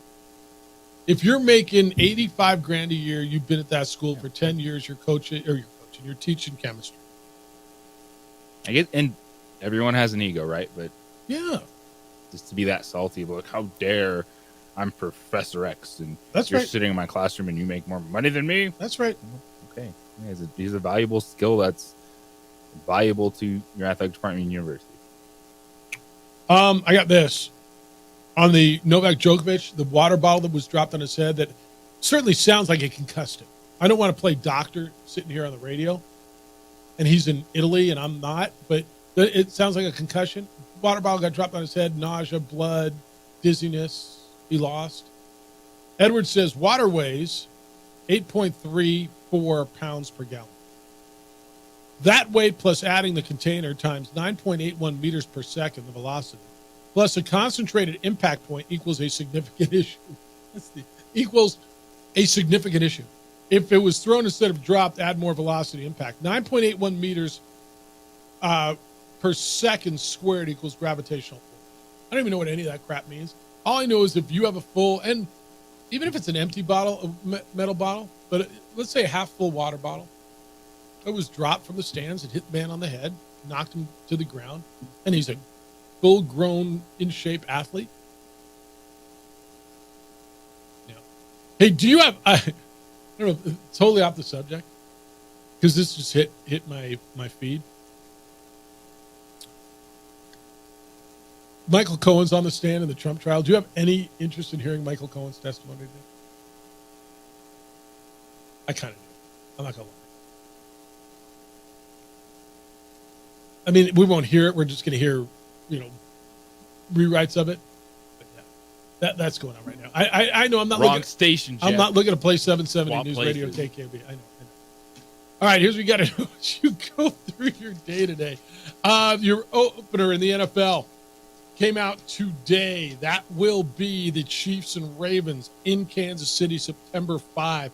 The schedule will drip out until it comes out in full on Wednesday. Nuggets beat the Wolves last night, 115-107. Series is even, headed back to Colorado. Pacers were winners over the Knicks yesterday, 121-89, slapping. And that is 2-2 headed back to New York. Lottery, NBA draft lottery, Atlanta had a 3% chance. I'm told it was the 5th longest odds. And I'm like, how can you have 5 longer odds than 3%? I guess 2.4%, 2.9%. But they have the number 1 overall pick. Bronny James cleared for the NBA combine, rookie combine, draft combine. So there's a real good chance that he's going to be drafted. And you get hoops tonight, National Basketball Association. You will get the Celtics and the Cavaliers in game 1, and you will get the Mavericks and the Thunder in game 2. By the way, have you watched any, I know we don't talk a ton of hockey. Have you watched the Carolina Rangers series? Yes, I've watched a lot of hockey. I'm very disappointed. I know you the are. results right now. I know you are. Dallas is fantastic, man. Yeah. Ottinger in goal. Woo. Dallas is up 2-1. They'll play game 4 tonight in Colorado. Rangers Carolina series has been terrific. And I don't know why I find myself rooting for Carolina. I think I found myself rooting just against You're New tired York. of New York. I think I find myself World rooting against revolves New York, around New York, fans. and everyone's in New York. Yeah. That's all the talking points are from New York. No, I think Things that's can't right. be good if New York's not involved. I think I kind of, yes, I think that's why. But that series has been fun. Every game is so good. Hey, what did you make of the story where Ohio State's outgoing athletic director feels that the Michigan victories last year should have asterisks by them? Feels a little pandering to the crowd. Okay, and you can say that mess on your way out, because there's really, what are you going to do to me? And just kind of feeding the rivalry a little bit. Okay. As if it was that bad in the moment, there should have been more done to directly affect the results as opposed to just getting the head coach suspended. Well, now that Jim Harbaugh's gone, and all that, is there what is Michigan football moving? I was having this conversation with my brother last night. He's a big Oregon, his kid goes to Oregon, and we're planning on going to the Oregon-Michigan game. And Oregon's going to kick their ass. I'm like, you know what? Oregon should be better this year, right? I mean, Michigan kind of Oregon in a lost reload. Bo Nix. Yeah, but I'll tell you what, Dan Lanning recruited, though. He found himself another quarterback in the portal. And, I mean, he's just, if you look at what they've done in the portal, he may be the best coach right now that people don't talk about in college football. I think for Michigan, they're taking a step back. Right. Well, when you win the national championship, there's only one place to go. Quarterback, your running back, are in the NFL. Defense. Along with one of your top wide receivers. Yeah, your whole damn defense. Yeah. I think it'll be interesting. I saw a projection, way too early projection on the 12-team playoff, and it had Michigan like one of the last 2 teams out. But we'll see. I mean, it's all going to come down to Michigan's got SC and Oregon at home, and they got the Ohio State game on the road. I think they play 8 of their 12 games at home. It's amazing how they don't ever have to leave. I mean, that's how they got money. Look, they got 110,000 people that are paying whatever they're paying per game. But I looked at their schedule, and it's like they open up with Fresno State, if I'm not mistaken. And then here, let me give you this could be an interesting defense because they've got a new coach. They open up, it's Fresno State. Oh, listen to their home schedule, dude. I hope my kid gets tickets. Like, she's got to get. It's a lottery. Their home schedule. They open up with Texas. In Ann Arbor. They don't leave Ann Arbor until October. They get Texas at home, Arkansas State at home, USC at home, Minnesota at home. Then they go to Washington. I mean, this is a schedule. Then they go to Illinois. They get Michigan State at home, Oregon at home, go to Indiana, and get Northwestern at home and go to Columbus. So they got on that schedule. How about that, dude? Texas, SC, Washington, Oregon, Ohio State. Well, that's what people wanted. Yes. That's why they were screaming for super conference. 100%. Put all these teams together. 100%. That Texas game, September 7th. Big noon on Fox. That's good stuff, dude. The SC game. Parents' weekend's the weekend between SC and Washington. Ooh, Parents' weekend. I know. I got to go. It's just you can book a tailgate right here. You can't buy tickets, but you can buy tickets. I got to learn a whole lot about this, dude. I'm in like a learning curve as a kid. Want to go? You ever been to the Big House? Be wild. I haven't been to the Big House in years. Yeah, this will be good. All right, so that's what you got tonight. And who do you got tonight? Pick your winners. Celtics win tonight, and is Oklahoma City even the series? I think they do. Those are strong bets. Jim Rome Show is next. The Herd. Colin Coward's after that. 2 Men On is here at 4. No Isotopes baseball tonight because it's Monday. They don't play on Mondays. We're back with award-winning radio. Tomorrow morning, 7 a.m. Adrian, great work on the visuals. JJ, big day. Huge day. Enjoy it. Be good to each other, please. Be kind and loving and caring and sharing. We'll smell you tomorrow.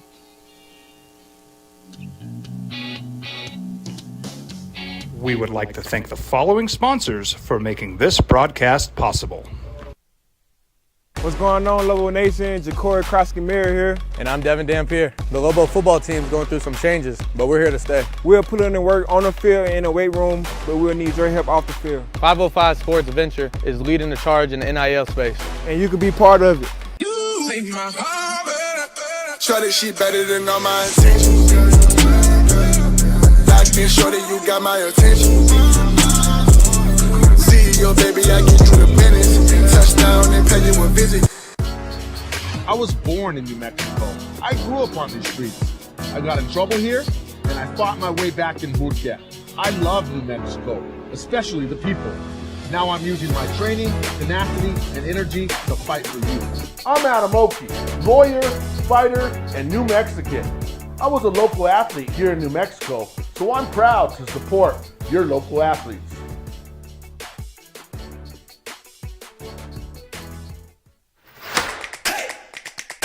Albuquerque's leader in sports is ProView. From pros to prep, all your favorite action.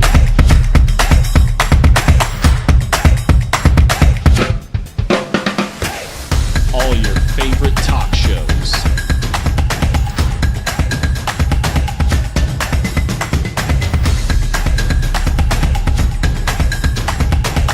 Find it on ProView Networks. Teenagers love a party, especially during prom and graduation season. Often, alcohol is involved. Some parents think that hosting a party with alcohol in their home will keep the kids safe, but it's wrong and it's illegal. As a parent, to allow your teenagers' underage friends to consume alcohol on your property is a felony. Parents who host lose the most. Don't be a party to teenage drinking. This is a program of the Drug Free Action Alliance. For more information, go to burnco.gov/do-not-host. Hey, look! It's Dwight Goodman! Boom! This place is hot. Let's see if anyone needs my help. How about I drive you madman home, huh? I got this, Dwight. I'm the designated driver. Boom. Sweet. Does anyone need Dwight's help getting home tonight? No thanks, Romeo. I've got a taxi all lined up. Drive safe, Dwight. Boom!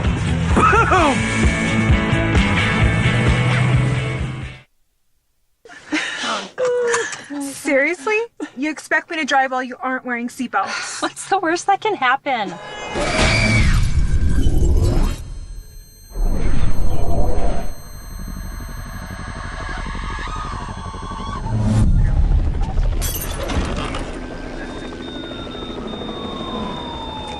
Seriously? Buckle up. Okay. Thank you.